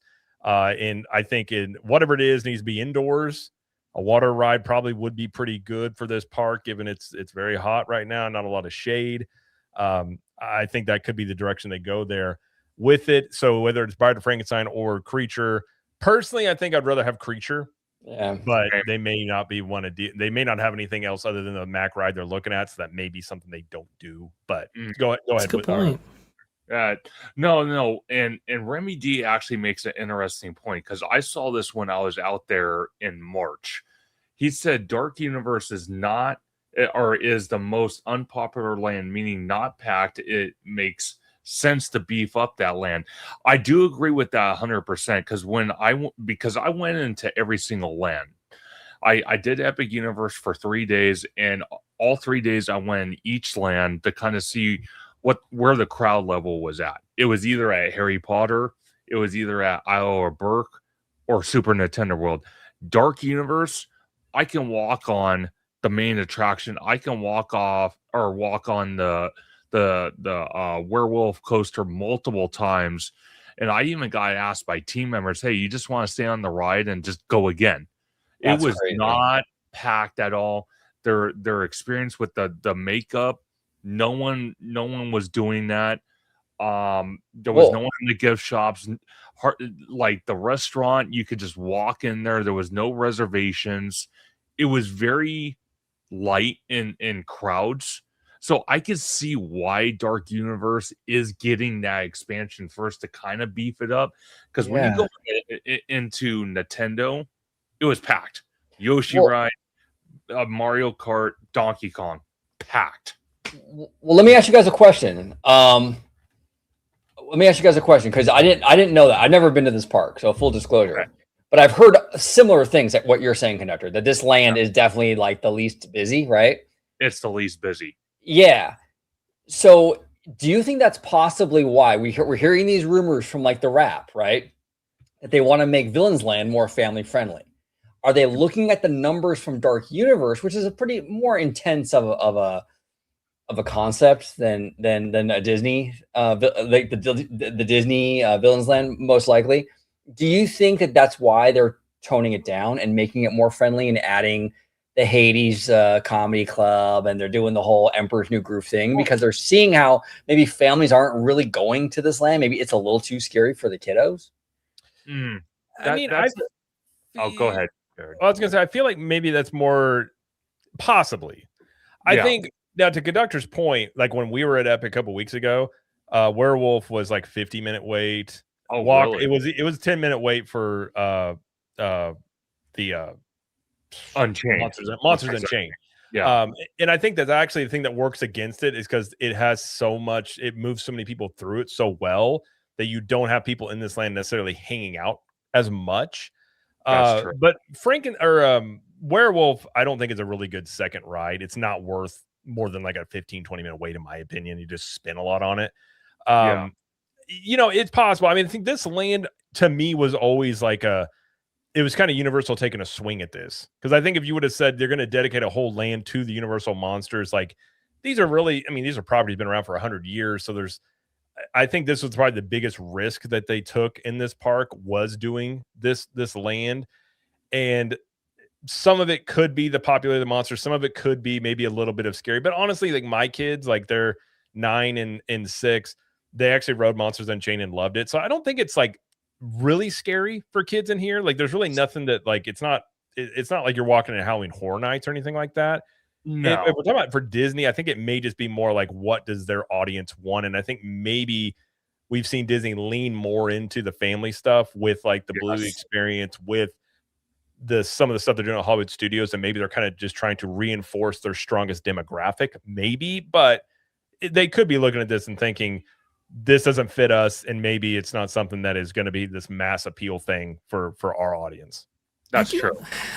I do kind of wonder, because I've been thinking about it, racking my brain on this. Obviously, I think one component about this specific attraction, this Frankenstein experiment, is that it's super high capacity. I mean, unbelievably high. And it just churns out people like crazy. Not that it's a bad ride. I don't think it is at all. And I think people really enjoy going on it. It's just, it's very, very, it's a people eater. And so one of the things that could be, not ideal is that it churns through so many people so quickly that they're not being held in the queue. So, now it's like, okay, well, what else are we going to do? There might be a little bit of that. I'm not sure, but I think that might be playing into it. I think you're right, Jared. I think this was a kind of a question mark for Universal to see whether or not there was appeal here with the monsters. I think there is, but obviously not as much as maybe Harry Potter, Nintendo, or How to Train Your Dragon. And so it's like, okay, well, let's expand this out to have another attraction to get people over here and to kind of shift demand this way. It could be the other factor going into their consideration for where an attraction might go in this park. But for like Villains Land, I think Disney might be looking at this and going, okay, like, is it necessarily because of the scare factor, or is it because of the IP chosen by Universal specifically? You know, that I think might be the calculus for them, maybe even more than scary or not scary. Although Drew Taylor, in the Wrap article, right, he brings out a couple of points that are really interesting.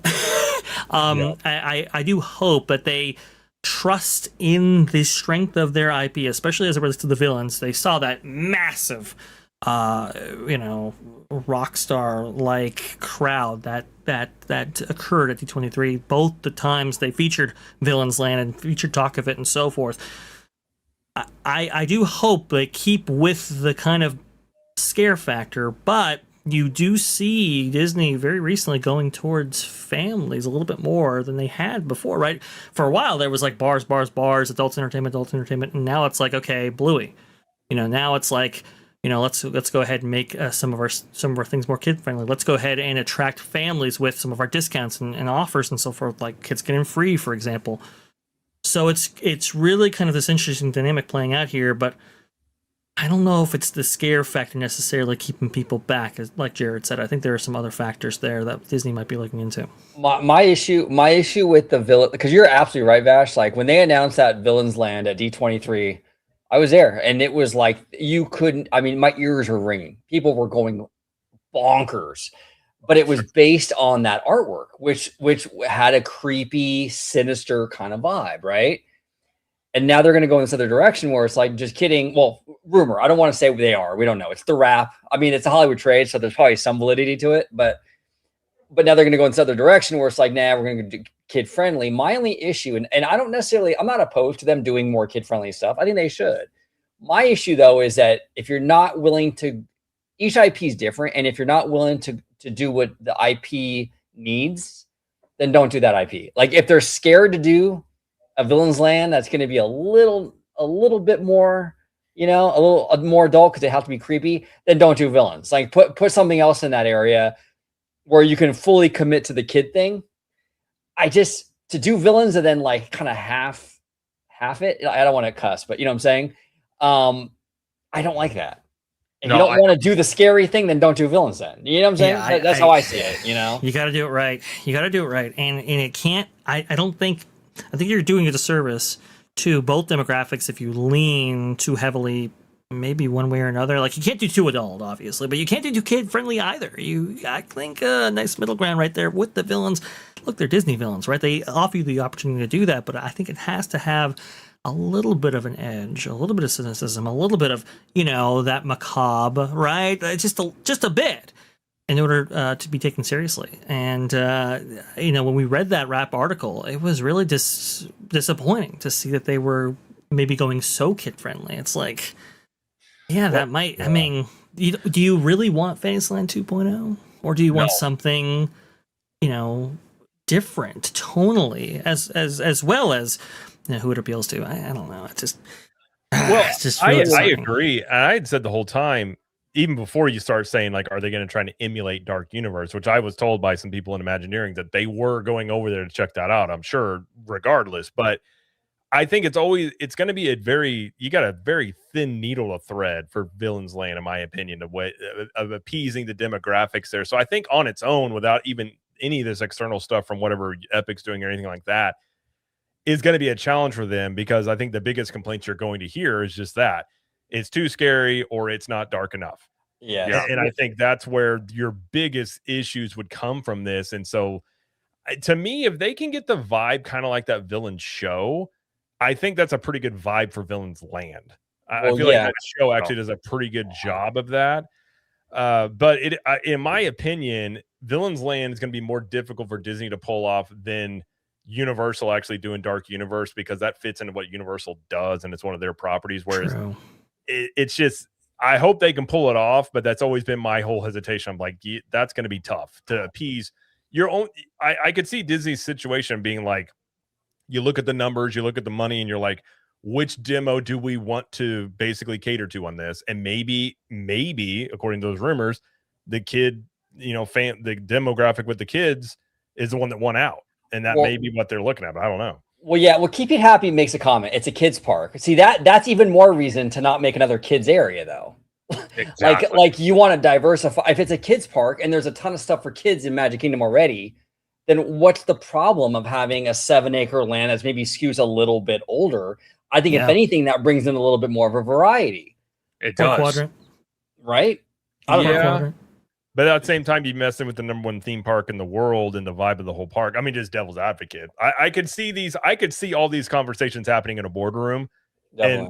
And I guess it just comes down to probably tomorrow and what he decides that they want to do with this and which way they want to go. Yeah, we'll see. Yeah. I mean, as long as we get a Bob Iger in a cardigan animatronic in Villain's Land. There you go, right? He is the villain of the land, yeah. Oh, here we go. Perhaps you think you're being treated unfairly. No, Bob, no. But he's got to take that other shower. He's really mad that his shower was taken. That's the whole plot of this land is Bob Iger's second shower he's got to take during the day. And listen, you don't want to get in the way. You don't want to get in his way there. But Bob Iger's shower adventure. Ooh. That's on the special section of Disney Plus. That's that's a Hulu land. That's true. It's under the mature content, if you will. No, I think we're talking about back to Epic Universe. I agree. I think Dark Universe is their weakest land, but I also think it was the land that had the most question marks around it. So I can understand why it was the smallest, why they didn't have as much stuff in this necessarily. And I think if you're looking at relieving Super Nintendo World, which is always just slammed with people, the next door neighbor one kind of makes some sense there too, to try and push people that way. And then eventually Curse of the Werewolf can be just a filler attraction. Right now, that's kind of the quality that it is. It's just kind of stuck trying to be the role of a secondary attraction, which I don't think it is. So if you put another ride in here, that's going to pull demand away from, Curse of the Werewolf. You still got Monsters Unchained that moves people through like crazy. So it's probably, and if you get a ride in there that moves people as well, that would definitely help out this park and probably just get more people in this land. I hope they also expand the footprint of this land as well, because because it was so underbuilt, maybe that's one of the reasons why people are kind of like quick to like, okay, we'll send it and go. Yeah. I think there might be more room to expand the overall footprint, more places to explore, more people, more places to keep people. I think would be a good thing for this part of the park. So we'll see. No, I agree. I think and making it bigger would definitely not be a bad thing at all. No, anything like that. So we will. We'll see. Because aesthetically, the land's beautiful. It's a cool land. No question about that. But really, when you go in here, like once you walk around once or twice, you're just like, okay. That's kind of how I thought. Yeah, and there's not a lot keeping you in here, I think is the main thing there. So I do agree there. But see, it's interesting though, because when you look at Nintendo, when you look at Isle of Berk, when you look at Harry Potter, those lands are constantly packed. And Dark Universe isn't. So I get why they're doing that. I understand why they want to expand. And quite frankly, I'm going to be honest with you. And Jared, you've reported on this many, many times. Vash, I'm sure you have too. The one thing that Epic Universe is lacking is indoor attractions. Because when the weather permits, half the park shuts down. So it almost makes sense. Yeah, no, I completely agree.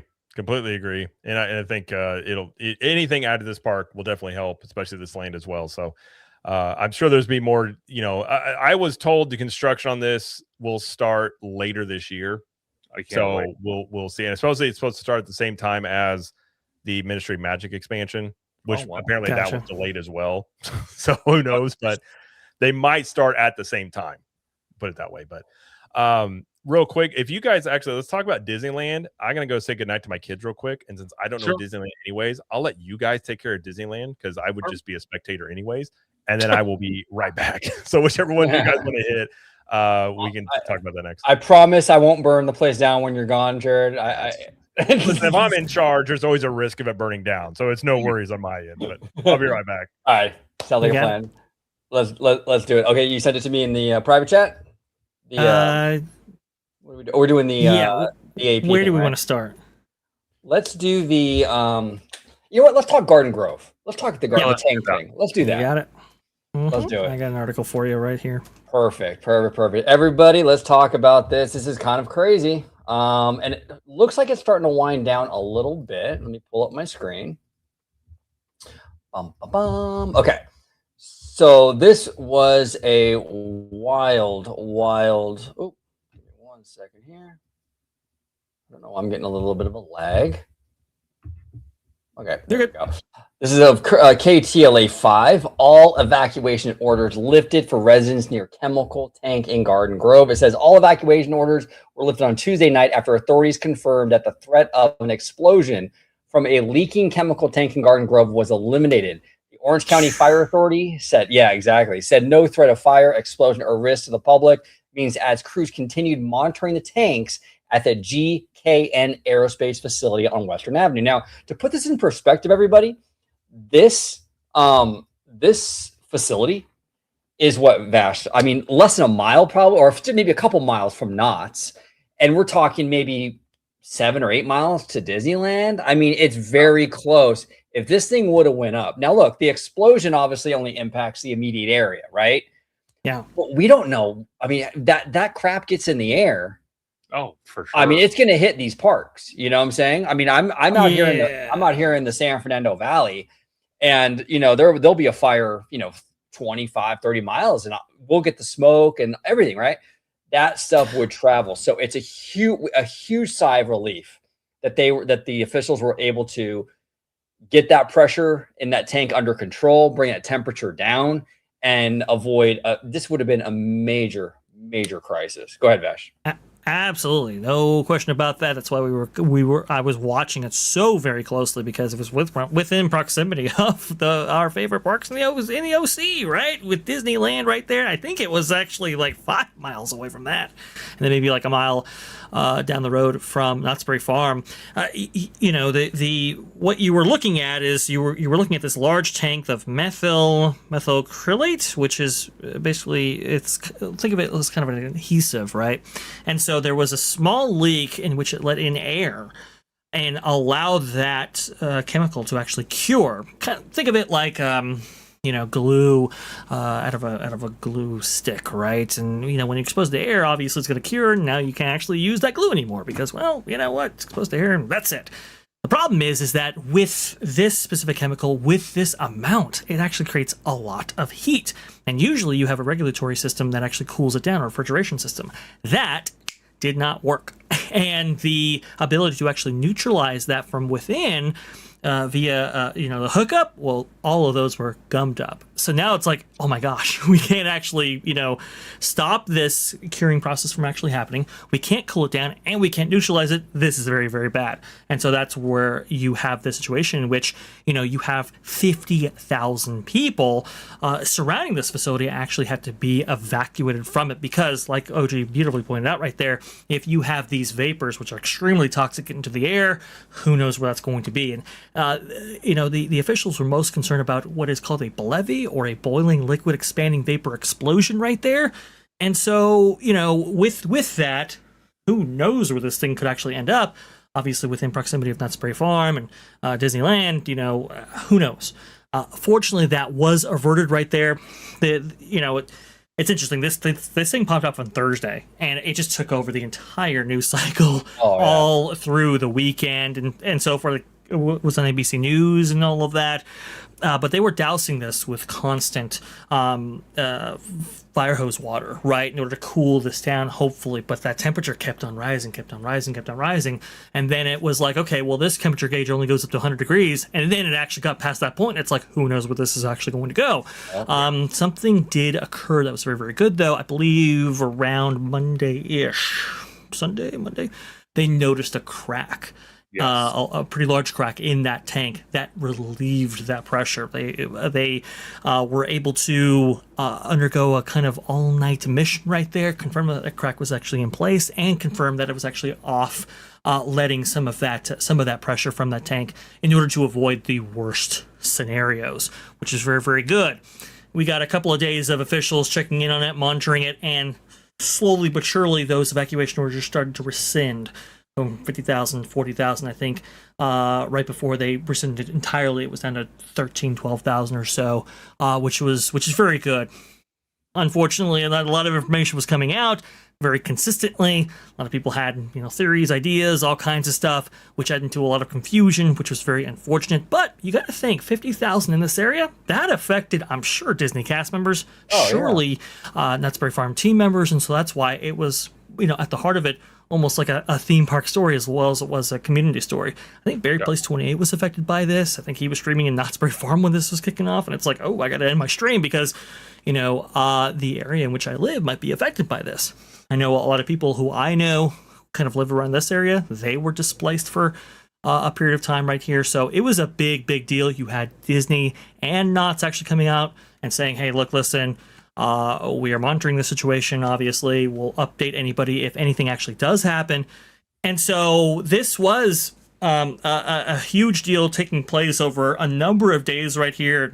Well, everybody was hoping for the best outcome, and it looks like they had. Fortunately, with that leak actually exposed right there, temperatures not only started to drop, but they actually start to stabilize, drop further, even without water being constantly pumped onto it. And that's why they were able to say, okay, we can actually have everybody back in. It's an active situation. They're still trying to see what they can actually do with this chemical right there. But I will say, guys, what kind of frustrates me about this is, if you look at the history of this GKN, they create like this these aerospace parts, specializing in like windshields or cockpit windshields and so forth for the aeronautical industry.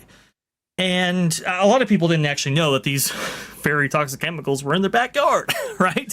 This kind of industrial little park in the middle of this neighborhood, which we know if you ever travel on Anaheim or Garden Grove, that kind of happens right there with those zonings. But nobody knew that this was even a threat at all or whatever. And I believe if you look at the history of violations here with this company, this goes back to 2020, 2021 or so. They actually settled for $1 million with one of the air resources boards out there in California for violations. It just reminds me, OG, and I'm gonna dig in a little bit here. We just saw. Look, I'll keep this as apolitical as possible, but we just saw Disney have to pay $56,000 for towards an air resources board because of lawnmower engine parts. And it's just like that obviously those Autopia attractions have been running nonstop since 55 practically, right? And it's like, okay, you're gonna find them $56,000 for 125 violations because they didn't exactly mark the parts that were actually coming into import, and they were obviously when asked it was like, okay, hey look, listen, we messed up here, still fined whatever. You find this company $1 million, this happens, and it's like, come on, like what do you do? Like I guess what I'm saying is like, where's the priority out there in this part of the country, right? I know. Vash, clearly Autopia ripped a hole in the ozone layer. It was just too much. Yeah, exactly. It's like, oh, now we gotta hammer it down, and we're gonna make them convert to electric for this classic attraction that's been out there for forever. It's kind of like, guys, like, how do you have something like that happen and have something like this happen under your noses? This should have never been the case. This company has been fined for multiple repeat violations right there. And obviously, there's going to be lawsuits filed against them. There's no question. Yeah. Like, there already is. 70. I read this morning, 70 lawsuits. Oh, I believe it. So now we have not too far from kind of far from where I'm at, but not too far from where I'm at. There was an old Rocketdyne facility. Mm-hmm. I think it was called the Santa Susana test field or something like that. Anyway, years and years ago, back in like the 50s, they were testing like nuclear stuff and all this crazy stuff, right? They had a meltdown years ago and they shut it down. To this day, the residents of that like 7-mile radius are still fighting to get that thing cleaned up. And it's in the table water, it's in the ground soil, whatever. I mean, it's crazy to me. And the cancer rates are way higher in the surrounding neighborhoods, right? But like you were saying, Vash, we got to make sure Autopia has electric vehicles, right? You see, that this is what irritated me. And we had a couple of ecological crises in the Southern California area during this kind of a very hectic Memorial Day weekend for the Southern California region. It's like, how did this not get dealt with? And yet, we're saying to Disneyland, it's like, you have to convert to electric.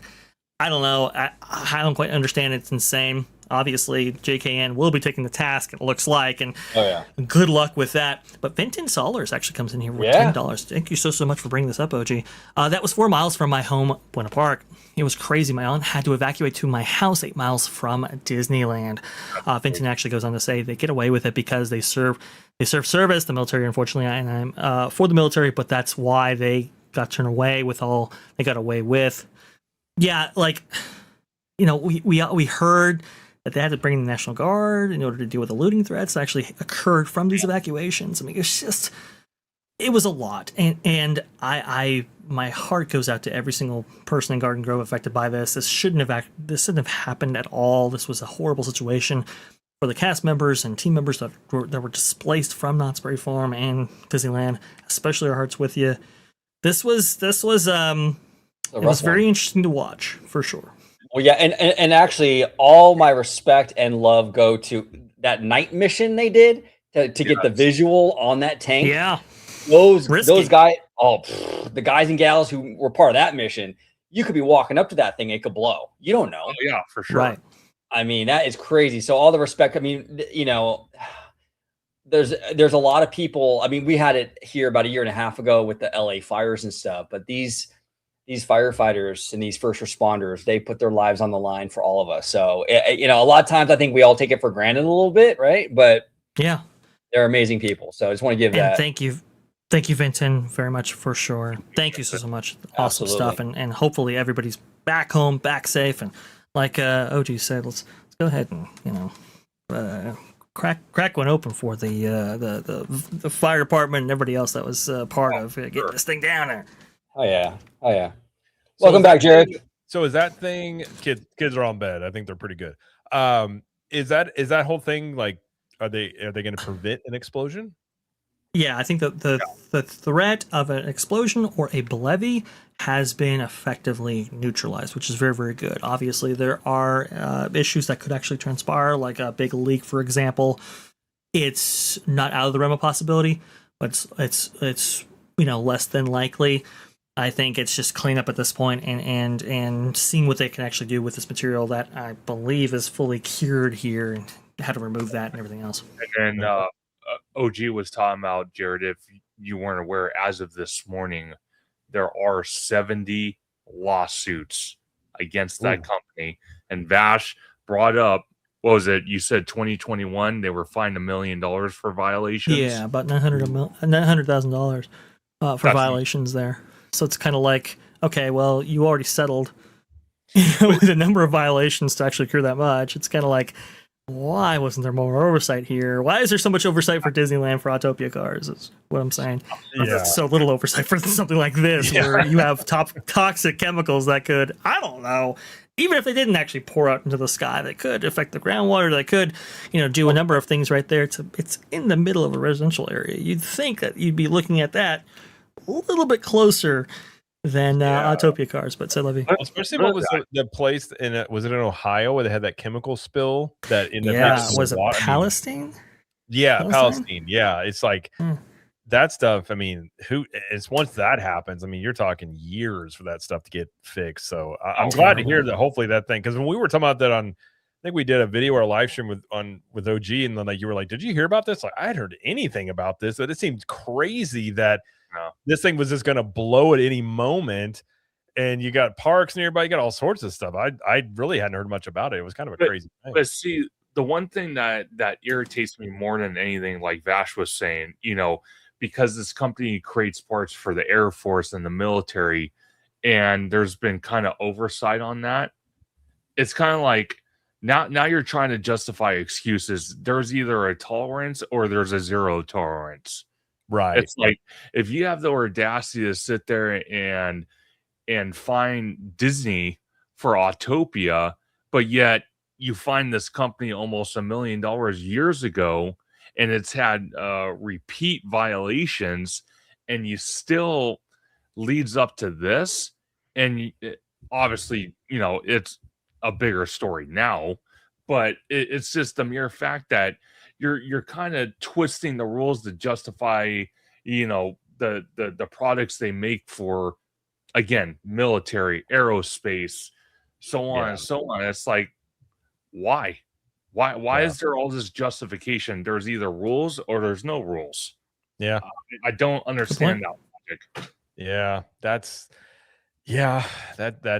unfortunate. I think that happens a lot when you're talking about bureaucracies and Too all that much stuff like that. But what's funny enough, I don't think I still have it, but I actually did have a military clearance back in college because I worked in a warehouse where at the time you had the old Middle East war, and they were these kits that fixed Humvees like in the field when something happened. And so to work on those things, you had to go through a whole military screening process, and they had a whole bunch of foreign workers there that couldn't come within, I think it was 30 feet of it. So you had to say a section apart off of it. Yeah. So I remember I had an interview. I had to talk to like a military person. I was like, oh, I was like 22. I'm like, what? And they're like, yeah, you can't, like, I couldn't talk about any of the stuff that went on. And I was just like, okay, whatever. But that's my only experience with it. But what's up, Theme Park Philosophy? He said, this debate is basically the chemical plant scene in Superman 3, minus Superman, of course. Yeah. Oh, yeah. Yeah, there you go. Was that the one with Richard Pryor? Was that Superman 3? Or is that 4? Yes, I think that's right. I think it is. And then Richard 4 Pryor was in when he one. took on the clone, well, not the clone, but whatever. Yeah, the other super, the super being. Yeah, Richard Pryor. Yeah, I still enjoy those movies. That, although 3 freaked me out as a kid when that woman gets grabbed by the robot or the computer, and she like becomes. I remember that freaked me out as a kid. That gave me nightmares for weeks after that. That and the Christopher Lloyd and Roger Rabbit. Those two scenes as kids, like, oh, bro, how has Christopher Lloyd looked 80 for 30 years? I know. I don't know. That's older. I think my wife told me, because she's a Back to the Future nut. I think at the age Christopher Lloyd is now is roughly the age he was supposed to be playing in Back to the Future. Oh, so they age him up a bit and things like that. But yeah, he was actually really good in was it Nobody? Yeah, it was Nobody with I forget the guy's name. He's a comedy actor, but it's like he played this old grizzled, like, kind of badass in that movie. He was pretty good in it. Was he in Mandalorian Grogu season 3? Was he thinking that? God, that sounds very familiar. It does. I think he was, Vash. I wiped that season out of my brain. So I don't know. I hated it, but I don't remember. Oh, man, deep cut. Robert Odenkirk. Yes. Okay. Bob Odenkirk. So Christopher Lloyd plays his dad, and there's a cool scene when he's in a nursing home. These guys going to kill him, and Christopher Lloyd handles business. We'll just say it was pretty cool. Now, Jared, real quick, before we move on, can we talk a little bit, Vash, in the group chat? You were talking about the Coco ride. Should we dip into a little bit of that real quick? Yeah, sure. Because it's kind of crazy, this whole thing. I made a tweet. I don't know if you guys saw it, but I don't know. Here's my thing. I mean, okay, so they are basically building this attraction. It's technically Pixar Pier, but it's technically Pixar Pier, but it's kind of off to the side. Okay, perfect. It's off to the side a little bit in between the pier, the coaster, and then this boardwalk pizza place, right? And they're kind of cramming it in there. And I made a tweet like, I feel this IP deserves better. I don't know. For me personally, I want to see, like, I don't need like a huge land. I mean, I don't think you need to do a Cars land, right? But it would be nice to have a little area where this attraction and this Mexican village can breathe a little bit. And I just feel like this is going to be going into this area. They barely have enough for the ride. I mean, really, I mean, it looks like a big spot, but when you're building a boat ride, this is not going to be. No. I don't know. I think in Grand Fiesta Tour, maybe scale. I don't know. But I think you had mentioned that before, Vash, that's probably what this ride was going to end up being. Yeah. Well, I mean, I think honestly, I think my theory is that they were going to put Coco in the Grand Fiesta Tour at Epcot. And then it was like, okay, well, we can't necessarily do that for any number of reasons. So let's go ahead and adapt those ideas for a standalone attraction. I think that's kind of where this is all kind of stems from. But OG is exactly right here. It's like the right resort, right park, wrong spot. You know, it's like it's the right ride. It's all working out, and then you get to the spot, and it's so very small. And you can see, we talk about construction umbilicus all the time, right? You're seeing that a little bit right here, in which they had to have this kind of temporary roadway to provide for. I believe, did Jim Michelle actually say that this was a parade road, as well as providing access for maintenance vehicles and so forth? Like, this thing has to cut through here. It's temporary for right now, from what I understand. But it's in the sea of construction, and it's in this very tiny spot right here. It's like, this could be obviously a fantastic attraction, but where it lies right now will hold it back inevitably. I just don't know how you get around that situation. Now, OG, I think you've said it in the past, and I want to go ahead and have you reiterate it here. If they would have moved this up north just a little bit, maybe they would have been better in the long run. I think there is something to be said about that. Now, obviously, the Grand Californian and those views, you have to take that into account. But to your point, getting rid of Goofy Sky School, I think you've said, and some of the other areas around that beer garden area. Go ahead. No, absolutely. If you get rid of the beer garden area, you get rid of Goofy Sky School, the Corn Dog Castle, all that stuff.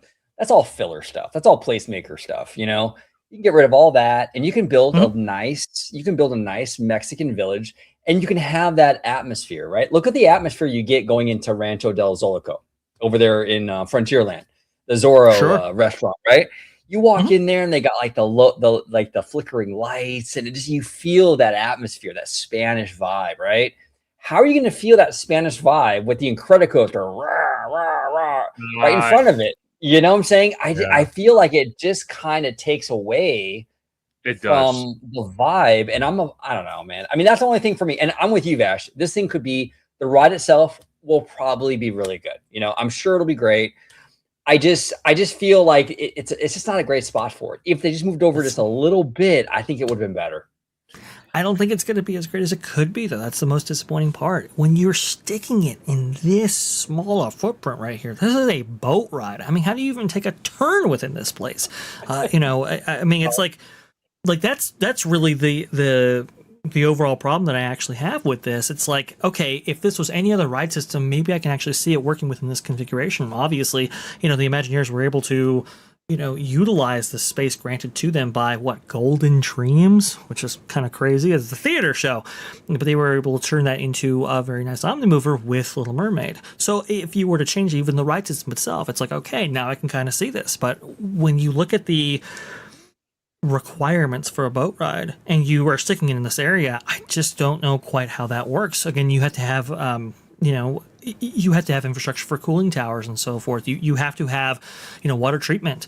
It's a lot to facilitate something like that, and in this small space I've just not seen that done, especially in the modern era with Imagineering, how they build, how they do today. Well, now Devlin O'Ryan is saying, already going negative. No, we're not. We're just we're what's the word for concerned. It? We're concerned. Exactly. Yeah, we're concerned. Vash and I just said literally like just a minute ago that we think it's probably going to be a good ride. You know what I'm saying? But it's just this space. It is very small. It's looking at the space and what they want to do. It raises concerns. Now, if it's amazing, I'll be the first to say it, and so will Vash. But like right now, we're just like kind of scratching our head, going, how are they going to do this? And the location next to the roller coaster doesn't exactly set the tone for that quaint little Mexican village, in my opinion. Go ahead, Conductor. I do apologize. Well, no. I want to reiterate too. Again, it's hard to see it as it lies right now. If we get further concept art at D23, hey, I'll be with these two gentlemen in the Eat Crow and say, nope, I was wrong. But when me and OG did our weekly episode of This Week in Disney News, we reacted to a new content creator on YouTube that's up and coming. He's doing great. And one of his videos was on this.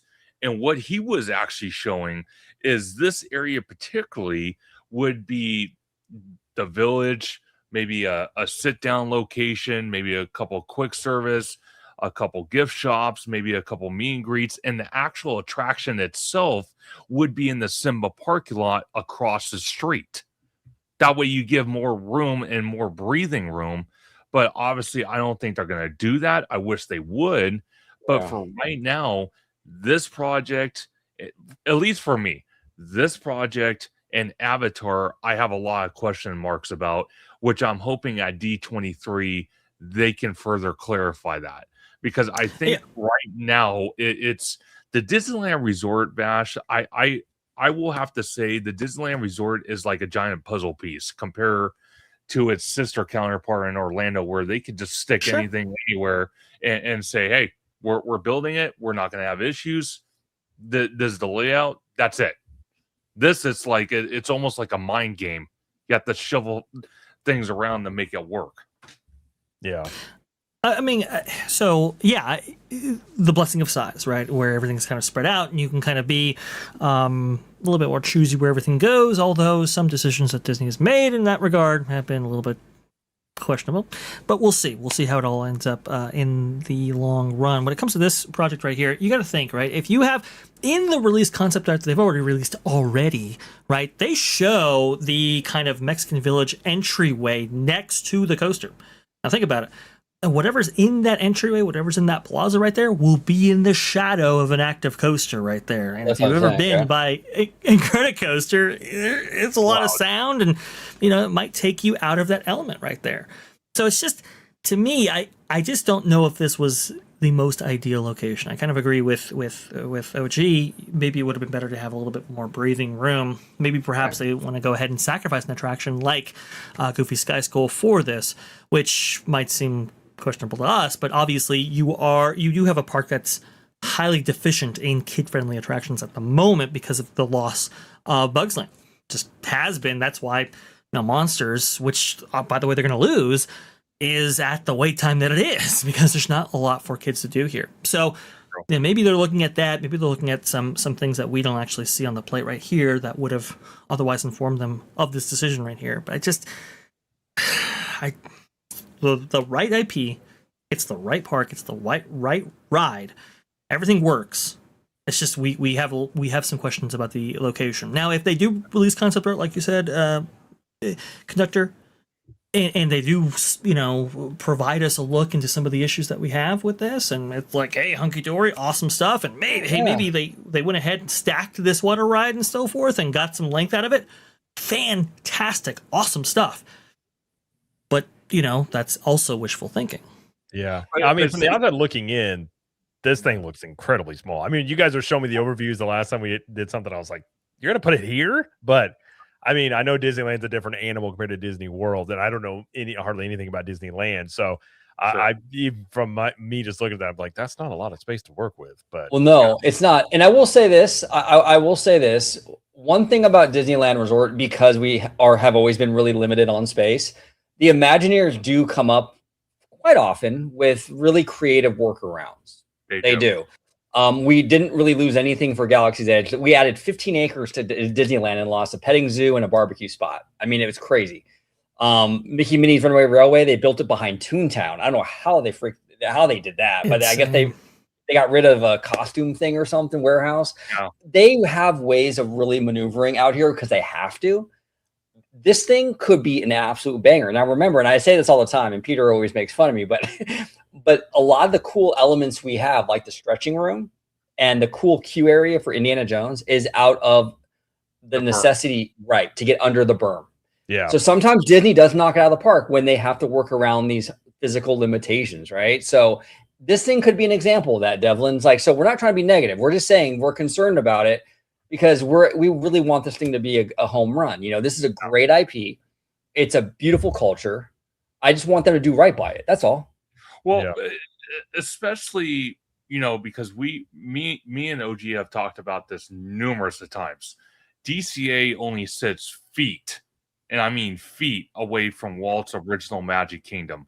And DCA has always kind of felt to me, maybe even the OG himself, I'll let him say his piece on it, but to me it always kind of felt like DCA was the stepchild of Disney for the parks. So we just have a lot of passion when it comes to this Coco attraction. We have a lot of passion when it comes to the Avatar experience that they won't call land. We have a passion for these things because we want to see the best come out of it, even though we have doubts and concerns about it. But we want to see the best for it. Well, especially in a time period where you are seeing the parks maybe listen to more guest feedback than they were in previous years. And so like voicing, this is my whole thing. People get upset if you're like, you feel like quote negative, but if you have opinions on something and you have concerns, there's nothing wrong with talking about them and saying, hey, like, I don't know how this thing's going to work. And I can say that about numerous things. Sometimes it works and you're like, oh, they figured it out. And sometimes it was a valid concern the entire time. So I think it's just, part of what goes into fandom is looking at this stuff. It's the same thing with sports talk radio. If you hear anybody on sports talk radio, these people calling in, you'd be like, oh, you must hate your team. These people love their team. They just think that there's better ways to go about making a better team. Right. And this also goes into fandom, which means it's fanatic. So, I mean, you get people that get obsessed with this stuff. So it's like, I have no problem with, especially things in concept range, which is like, I had the same thing with Villains Land. When I saw the concept art, I was like, there's no way they're going to do that. There's no way that Villains Land concept art is what the final product is going to be, just unless they prove me wrong because of all the intricacies of that, and typically how Disney is with concept art as well. But I will say this. I will say this too. I mean, it's funny because I was like not even 2 days ago on Twitter, I was called a shill who was coping because I brought up the low budget for Mando and Grogu, right? And that wasn't even my opinion. That's really, it has a lower budget. It was cheaper than a lot of Pixar movies. And then now you're too negative, OG. It's like, you just can't win. And you just gotta say how you feel. And some, it is what it is. But I do want to thank Vinton for gifting 2 OG55 memberships. I appreciate you, Vinton. You're awesome. And Hudson here says Josh set expectations on the level of pirates. He did, Hudson. He got on that D23 stage and he said this Coco ride. Remember, Vash? He said this Coco ride is going to be a pirate style attraction. When you say that, that's a high bar, brother. You cannot say the word pirates and elicit anything less than amazing. And that's why they use that language. Okay, well, that's the bar. That's the bar. So now we have to go ahead and, from a fan's perspective, look at this and say, is this achievable? Yeah. To be honest, look at go ahead. Bob Iger would say Pirates is really not that impressive. Oh, yeah. Remember that? I remember that. That's true. That's a good point right there. Talk about unforced errors of just doing something and being like, it's really not that impressive. And you're like, why would you say it? Like, if you think it, just think it. Like, you don't have to say it. Oh my God. He just couldn't help himself. I'm not a psychologist, right? And I'm not trying to diagnose anybody. I'm not. You do have the card then to wear if you want to play that role. I do have a cardigan, so I have some authority on this topic of Bob Iger.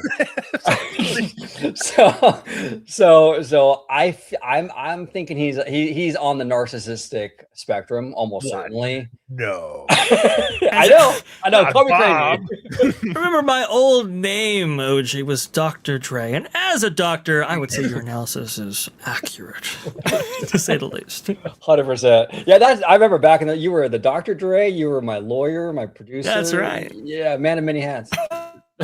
Whatever you need in the moment, you got to handle. Oh my God. I remember we covered that whole interview, and as he's talking, I'm just like, why would you say any of this right now? Like, and I think what he meant, to be fair to Bob, I think what Bob was trying to elicit in a very Neanderthal way was, it's a simple ride that has it's a good example of storytelling simplicity. I understand what he was going for, but the words that came out of his mouth were not that. You're just like, which is funny because I don't think Josh would do the same thing. No, like I think Bob. No, I always thought Bob was bad in front of a camera. I never thought he feels comfortable. If you got him in a room full of people that were not in his tax bracket, as you said before, OG, he's gonna be like, I just want to get out of here. Pretty much. Josh can mingle. And I think he's more observant in that way. But anytime Bob would get in front of a camera, you're like, well, what's he? Because sometimes in those earnings calls, he would say stuff that investors didn't like either. Yeah, And exactly. Yeah, Bob's at Disneyland, and he's just thinking, God, I wish I was at Jeffrey's in Malibu right now. Yeah, probably. 100%. I wish I was giving notes to John Favreau on his latest movie, and I'm stuck here looking at this theme park. Jeez. Yeah. No I mean, kidding. yeah, and Sean's not wrong there about a CEO with an ego. I mean, who would have ever thought CEOs would have massive ego complexes or anything of that nature? Exactly. Attention freaks, they love it. All these CEOs love it. It's very rare to find people in that space, that CEO sphere. I mean, you kind of have to be to climb the ladder, right? I guess. Yeah. That's the thing about when you get into the corporate structure is the people that tend to move up are people that play the game. Yeah. And it's not always people that are necessarily like the most qualified. And so then you get people like, I don't know, like a Bob Chapek that's like in a position that they've been there for a long time. But it's like, and there's also the whole thing about people are good in certain roles and you give them promotion and that's above their ability. And I think, I think, I don't know. I never thought Bob Iger having his roots as a weatherman was like the greatest CEO in the world. That's just I think he's bought some stuff that how it was treated after they bought it. You could, I think there's some very questionable decisions there, but yeah, sure. I don't know. Bob is, I'm not sad to see him go. I think Bob actually did a really, really good job up until the pandy. Yes. When the pandemic hit, I got to call it the pandemic. When I say pandy, everyone gets mad. People do get mad at you about that. Every time I call it the pandy, everyone gets all mad. The pandemic. I think after the pandemic, when he did the whole Chapek game, I think he started going down. But before that, though, I mean, he bought Pixar, which actually for that time was really smart because Michael Eisner and Pixar were not getting along. They were this close to losing that big risk Pixar as well. Yeah. Big risk as well. Very risky. Yeah. It was exactly. And he bought Marvel, and that whole thing was a huge success up until Endgame. And I think he made some good moves. I just think after that pandemic, I don't know what happened. He lost his mojo. I mean, for as legacy focused as he has been, his legacy would be much more intact if he did not come back and oust Chapek and that whole thing. He would still, I think he would be looked at much more favorably, especially with Chapek in there, than him coming back and doing all the meddling and all the stuff he did. That's true. 100%. I kind of feel that he should have, he was thinking about getting out around the opening of Shanghai Disneyland, which would have been in 2016. That probably would have been ideal. Because remember, like, even Star Wars, like, having the mandate, we got to produce, like, one a year, that didn't set up for success either. And so they were already starting to show signs of, like, maybe he's getting out of control here. Maybe we got to move past him. But honestly, you couldn't, right? I mean, everything was up. Everything was going great. Everything was fantastic. There's no signs of that. But now looking back, it's like, probably should have cut out early. Yeah. Remember when, I don't know, Ryan, I'm wondering if you're the guy. I was going to bring this one up too. Yeah. Yeah, because someone DM'd me on Twitter years ago and said I was in the elevator at the Grand Cali with Bob and Josh Giamaro. Is that you, Ryan? Did you hit me up on Twitter like 3 or 4 years ago? Because I remember that DM. That's and I was like, that's wild. And I told you guys about this. I think in one of the live shows you said, right? That. Yeah. Ryan here says, I've ran into both Bob and Josh a few times at GCH. Bob is awkward as hell, especially in the elevator. Josh definitely can be a regular guy and was increasingly kind to the maids as we passed them. I will say this. I've known cast members. They all love Josh tomorrow. Yeah, like, Josh knows how to socialize. They love him. And like I told you guys before, I've talked to him. I remember Mickey Minnie's Runaway Railway opening day. That guy has an ability to, when he's talking to you, it's like you are the only person that we are having a conversation, it's just you and I, and you're just like, this dude is Yeah.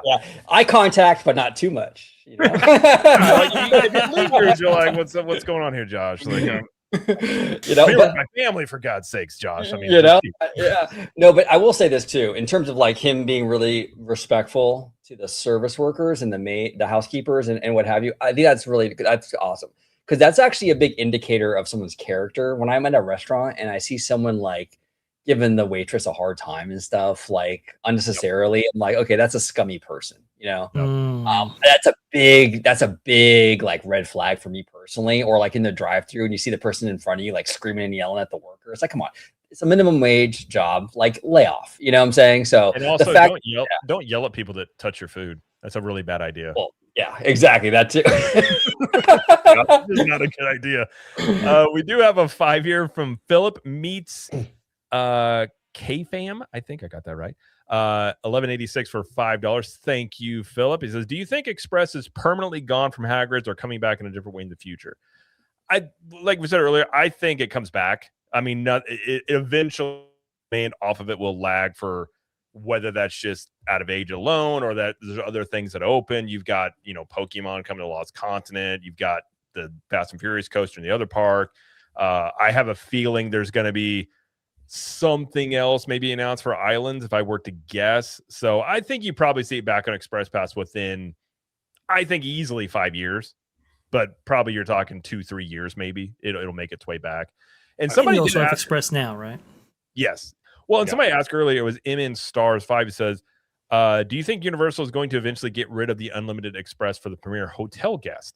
I don't, because of the contract, which actually the question about the Express now is they have that contract with Lowe's with those 3 hotels that have that.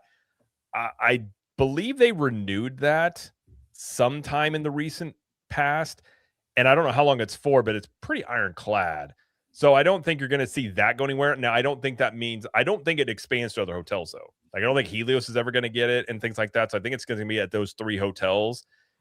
Excuse me, even as in the future, as Universal builds more hotels, I don't think it's going to be tied to the Express Pass as part of it.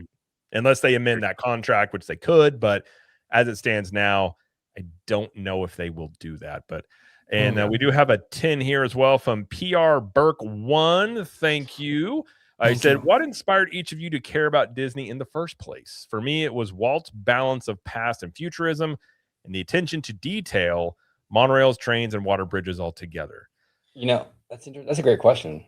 I'll say for me, it was my wife. I went to Disney once as a kid. I was in 8th grade. I liked Universal more at the time, but I was like, my brother and I kind of aged out of the whole little kid Disney stuff. Yeah. My wife has been going to Disney her entire life, and she kind of hid it from me a little bit while we were like dating and engaged. And then she got, the first time I went there as an adult really was she got a bonus. She was managing a student housing project, and he wanted to pay for her to go on a vacation. And I was like, oh, cool. Like, I thought we were going to go to like some, all inclusive resort or something. And she was like, I want to go to Disney. And I was like, okay, like I got no say in this.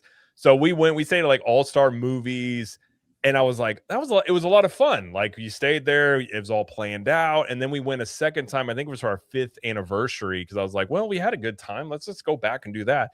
And then after that, I was like, okay, this is really fun. Because I'd never seen that side of a theme park where you're staying on property, like you're doing all this stuff, you're in the bubble.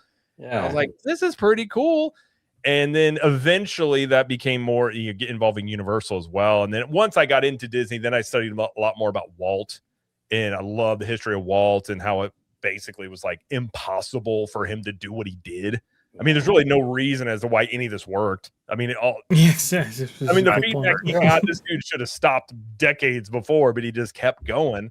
And so it kind of evolved from there, but I will give my wife full credit for me getting involved at all into theme parks was solely because of her. My story actually didn't even start with the theme parks. I'm at an age where when I was young, like preteen probably, that whole Renaissance era of animation was coming out, and I just fell in love with all that stuff. The animation part of it, the Lion King and Beauty and the Beast, all that stuff. And I got into drawing. I went to art school for a while. So that got me into Disney. And then once I was into the animation, the theme parks it was a spillover from the animation.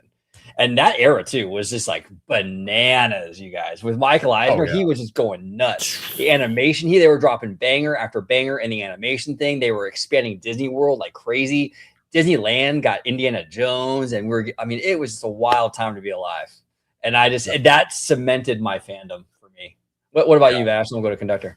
Yeah, no, look, 21 years ago, it was the 50th anniversary celebration at Disneyland. That really is where my genesis kind of started, because I had been going to Disneyland on an annual basis for a while, but like you, it's like that was always kind of Sorry, that was an accident. There you go. You see? I mean, it's the cry of the eagle sung to me. Oh God. I thought it fits. Sorry. There you go. Sorry, Bash. I do apologize. That was an accident. No, you're fine. But really, I've been going to Disney on an annual basis, and like you, Jared, I was kind of more of a Universal fan. And then with that 50th anniversary, and specifically, it was a one cast member who said, you know what, if you like the history here, because there was a model that was actually built that pretty much reproduced what Disneyland looked like 50 years ago. It was kind of remarkable to see. And I was like, oh my goodness gracious, so many things built up over that time. It was quite wild to see. And it's like, look, if you want to track this history, go down to the magic shop there. There's a Disney treasures tin right there that has secret stories and magic. You want to go ahead and check that out. And it was from that it was like, okay, that was my first foray into the unique history of Disneyland. And it was like, I could not get enough. And so going over the history of Disneyland, then going over history of theme parks in general and so forth, it just kind of builds out from there. And so I've been kind of covering Disney off and on for a little over 20 years now. And so that's where my genesis was. It was really the history, and obviously that connection with Walt and all of that got me into this. Please, conductor, go ahead. So for mine, I kind of follow the story as of OG. I kind of grew up in that era where you're watching. For me, I was watching Disney Channel. I was watching all these amazing Disney movies back in the day.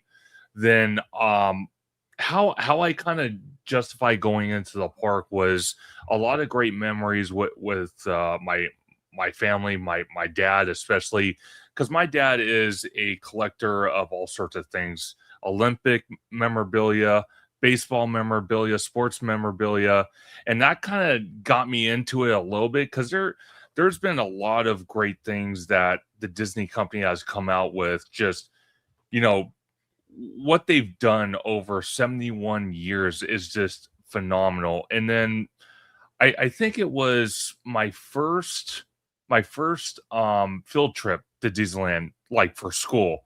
It was back in, oh my God, seventh grade. So I was in middle school, and one of the things we did was the Walt tour. Walk in his apartment, learn the whole backstory, and that kind of jump started it for me, learning about Walt's history. Then I got the curiosity of watching like Disney Channel specials about the history of Disney. Then it jumped to I'm trying to think, when YouTube started kicking off, I started watching videos on just Disney history. I started going to the library, reading books about Disney. So it kind of was an educational thing for me before I started really covering the theme parks. And one of the things I love doing, one of the things I have to do every single time I go to Disneyland, it's a tradition. When I walk on Main Street, I walk into the museum. That's the first thing I do. Believe it or not, I walk in the museum. I look at the wonderful artwork from all these wonderful animators at the studios. I look at since they still have it up, all the history, the concept art for what Disneyland was, the drawings. And then, once in a while when I want to get inspirational about content or something like that, I'll revert back to I'm trying to think of the word I'm looking for. The little movie they put on for how they built Disneyland, and kind of get inspirational like that. And it's funny, as a grown man, some of that stuff, watching it at the right moment, it makes you tear up. Yeah. Because just the level of sacrifice Walt did to make this happen was just phenomenal. You would never see that in your life ever again. You would never ever see someone do that, because he literally came here with nothing. Yeah. Like, I mean, nothing. He lost the rights to, what was it? Oswald, which I love Oswald. If anything, literally, my two favorite original characters of all time, Oswald, Steamboat Willie. Always will be, always have been. We need a conductor. If they can fit it, I don't care where they put it, but on Buena Vista Street somewhere at DCA, we have to get an Oswald floral similar to that of the Mickey one at Disneyland. Obviously not the same size, but that would be sick, bro. Oh, good. Oh, Yeah. it'd be my new backdrop for sure. My whole come circle moment for Disney was as when we were there and I was in 8th grade. I remember seeing the boardwalk and I was like, people stay here? Like, oh my gosh. We went, it was like we were bringing sandwiches in, like we were saying like Motel 8s, like we did not stay on property. Oh, and then when I finally got to stay at the boardwalk as an adult, I was like, I made it. I got to stay in the place as a kid I wanted to stay at. I've always loved the boardwalk since I was a kid, but it's interesting how all that stuff happens. And then last one, we got one more super chat here from Philip again for 5. Said, could you see the newer rides even with the unlimited express pass? It's a one-time only for those rides for express. Mm-hmm. I don't know if they can change it because of that contract. I actually get the impression ties them up. Yeah, a lot of that contract kind of locks them up there. And that's my question too about can they offer Hagrid's as a single rider thing if it's not on the express pass lineup? I don't know the answer to that. I've heard that being speculated. I think Tom Bricker even was speculating that may be the case, but I don't know of anybody that knows definitively what that is, but sure. I don't really think they're going to change much with Express Pass. I just think this is a very unique situation with Hagrid's where you got insane demand, the IP, the capacity of the park, the capacity of this ride, and it was just like, okay, like let's just put the brakes on this, then ship it back. So just not the mix. Yep. Yeah. Go ahead, conductor. I was just going to say, if we can bring up one more story when we catch up on the comments, is I really kind of want to get your guys' opinion about what Disney announced for Disneyland for Magic Key holders. But go ahead, Jared. Oh yeah, we can. Go ahead. Yeah, go ahead, Jared. No, I was just finishing on that point there. Do you guys want to hit that? Do you want to hit it next? We can hit it real quick. We'll try and keep these. Let's do it. Let's do it pretty quickly. Get out of here within like a little bit. Rapid speed. You guys have a link for that? I do. I believe who has that? That was while Vash is getting Park that. IQ. Yeah, Theme Park IQ. While Vash is getting that, John Make It Rain says he hopes that Josh makes some wild announcements at D23. Conductor and I will be there, boots on the ground, this D23. Yeah. That's going to be interesting. I don't think there's going to be wild announcements though. I think there's going to be a lot of updates. A lot of updates. Yes, I agree. Yeah, I agree. If I were to guess, although he may want to make a splash, given his first one, he may have something up his sleeve. Maybe. You never know. But okay, this right there. Yeah, there we go. Thank you, Vash. This from Theme Park IQ says new Disneyland Magic Key renewals between May 27th and May 26th of 2027 now include a Disney dining card. If you're in the Inspire level, you get $100, Believe $75, Explore $50, and Imagine $25. And I want to bring this up because I don't think I've ever seen Disney do this.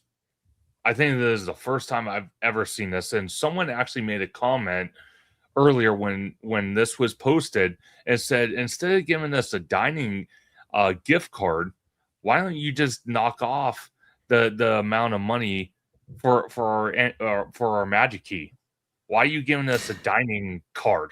Well, there's a reason for that, because previously they did actually in the history of the annual pass holder program. In years past, they actually would discount slightly. I mean, very slightly, like 5% or maybe at max 10%. But that was years ago. If you renewed, and that was the way to incentivize you to actually renew your pass.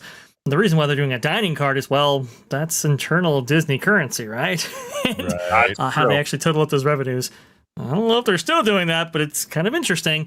Rather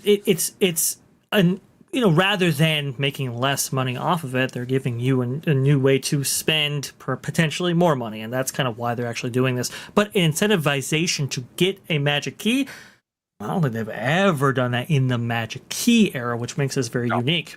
We also saw, and I provide you another link there, Jared, if you want to go ahead and bring that up, we saw the calendar actually be wide open for the remaining month of May, obviously. But I mean, if you look at June, if you look at July, if you look at August, it is wide open. I don't even think there's a Saturday selected, which if you've been keeping track of this, and Jared, you might not be too familiar, but usually those Saturdays are gone for weeks on end. And in this case, they're actually wide open. So it would seem to be me that they have heard the feedback from pass holders in that it's like, look, listen, I want to get out of the system. I can't get reservations and so forth. This is, laborious and all of that. But what have we seen? We've seen the ability to actually make your reservations within the app, right? That was actually debuted for the first time in 6 years. You can actually make reservations within the app without actually going to an external like web portal or whatever. That was just included, and that was just a couple of weeks ago. Now we're seeing this incentivization package. Now we're seeing, these buckets actually be accrued maybe slightly more in the pass holder's direction. It's all of this incentivization to get you to come in and actually stay a Magic Key holder. I think they did have a little bit of attrition here, which is why they might be doing this. I think there were some people who were saying, you know what, I'm out. Because honestly, when you look at Disneyland Resort, it's going to take a few years for Avengers Campus and those attractions, Infinity Defense and Stark Flight Lab, Coco and Avatar to actually crop up, right? It's going to take a while for those things to open. So it's like, why would I necessarily buy into this park right now, especially with so many friction points that exist? What did Disney do? They eliminated some of those friction points, and now they're incentivizing you to actually stay. We'll see if it works, but it's very interesting to see all this. It is. And Conductor, we did a video the other day. We got some heat for it, but that's okay, right? We did a video the other day, and one of the things I mentioned in that video was the importance of voting with your wallet, right? Yes. And I said in that video, like I was born and raised in Southern California. I've been on these rides a bajillion and a half times, right? What's the incentive, even for someone like me? Like I've been going to Disney less like the past year or two than I ever have because there's nothing new. I mean, you get the Mando switch over and stuff, but we haven't had a new ride though since Tiana's. And Tiana's wasn't even really a fully new ride. It was a retheme. Yeah. So there's not a whole lot of there. And it's like, am I really going to spend the money to go to this thing where I've done all the experiences a million times? I personally I'm closer to Universal, and Universal hasn't really had a whole lot of new either, to be fair.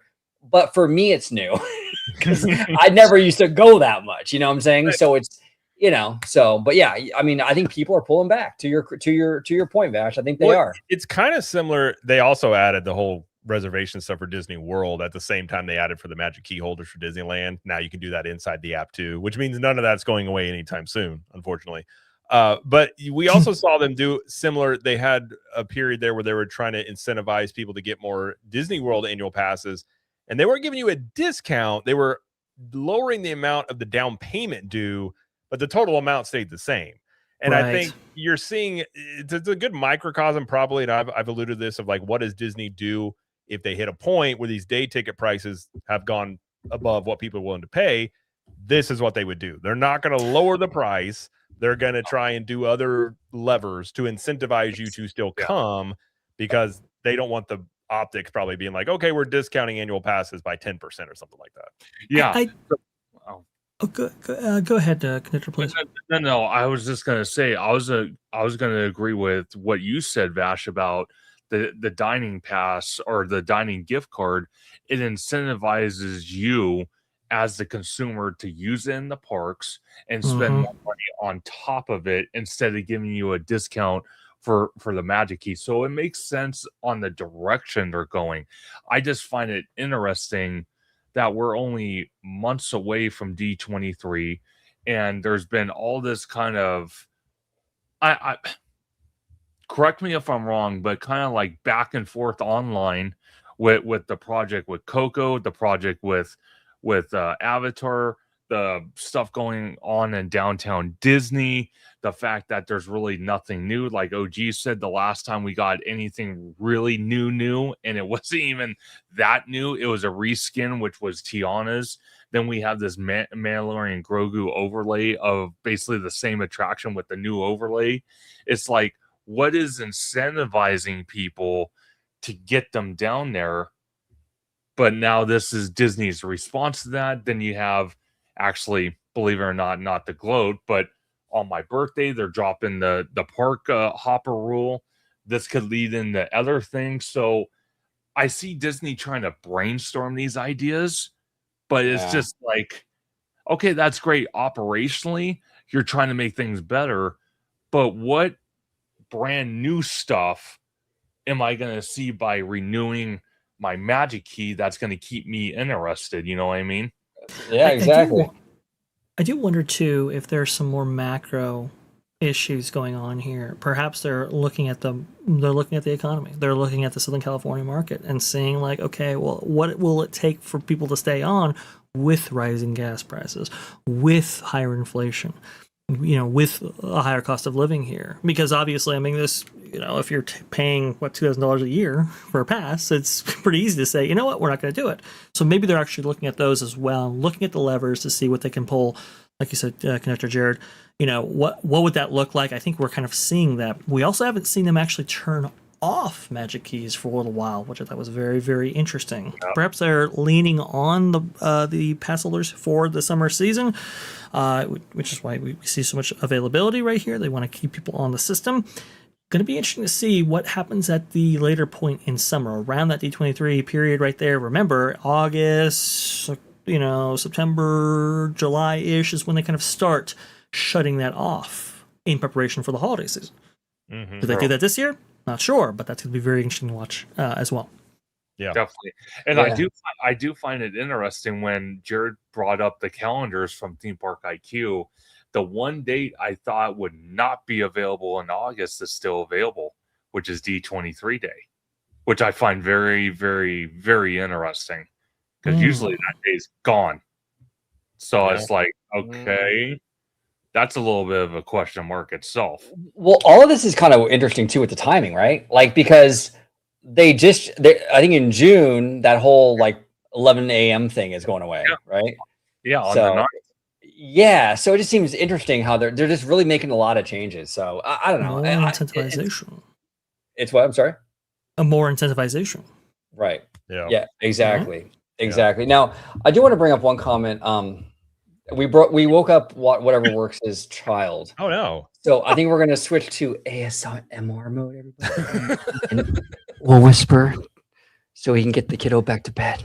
I'll be like a pilot. Be like, if you guys are wondering what, just start talking really. I won't though. Well, hopefully your child went back to sleep. That's terrible. Maybe turn the TV down. Sorry, whatever. Yeah. ASMR creeps me out. I'm not gonna lie. If I hear ASMR, I'm always like, it's the same thing when you hear the influencers. They do that. I don't know why. But when influencers do this thing, it enrages me. I don't know why. It'll just be someone be like, I got a new product. And I'm like, I hate you. I hate you with moment.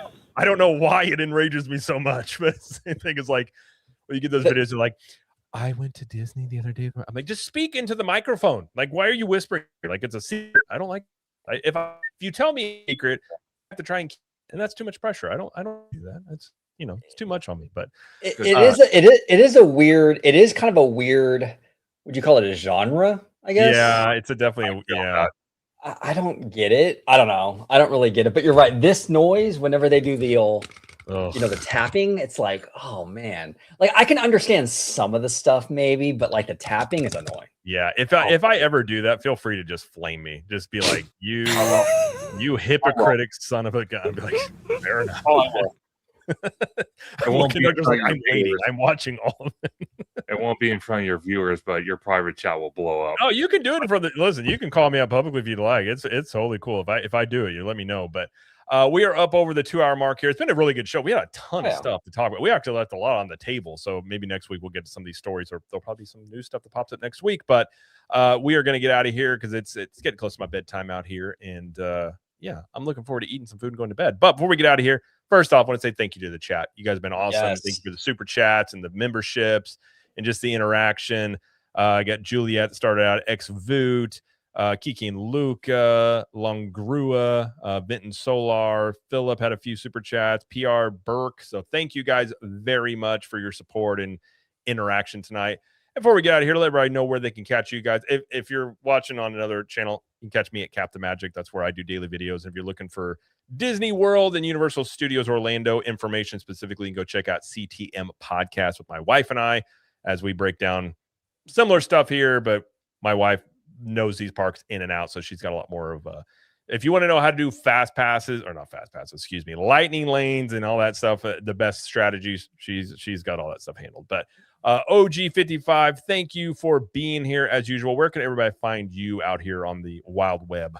Well, you can find me. No. Our outro is just all ASMR. It's all ASMR, baby. Thank It's all you, Orange ASMR. Grove, for being here. Where can they find you on the internet? You can find me. No, you can find me. You can find me right here on YouTube, talking with these fine gentlemen all the time. Conductor, Mr. Vash Guy, Jared. These guys are on my channel all the time. We talk theme park, studio, corporate side, all that good stuff. We have a great team, and so check us out. Also, Instagram, Orange Grove 55, and on X, Orange Grove 55. Absolutely. And Mr. Vash Sky, thank you for being here as well. And where can everybody find you? And I'm looking forward to your live stream on Saturday, because that's a topic. Yeah, absolutely. It's going to be Very really, really good.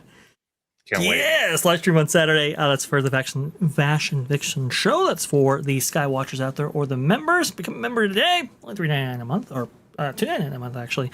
Very affordable right there. But we're going to be talking about UFOs, Disney's connection, and the special on UFOs they wanted to do in the 1950s, were perhaps denied by the U.S. government. It is crazy right there. Also, too, tomorrow we're going to have a brand new show of more theme park related content. So if you like any of the conversations you have here, fantastic, because we're going to have so many more of them there. That's going to be on Vash Sky Parkcast at 6:30 p.m. Eastern tomorrow evening. So that's going to be very, very cool. Definitely come on over there, join us, and thank you so much for having me on this amazing stream. I don't know. It's so unsettling when people do it. I'm just like, oh gosh. I know. I don't get the appeal of the ASMR, but it's huge. Like those When channels have you did the little underneath thing, and my brain instantly been like, what else would he be doing? And he's like, oh no, I just got to stop it, because just ASMR just gives me the heaves. I don't know what it is.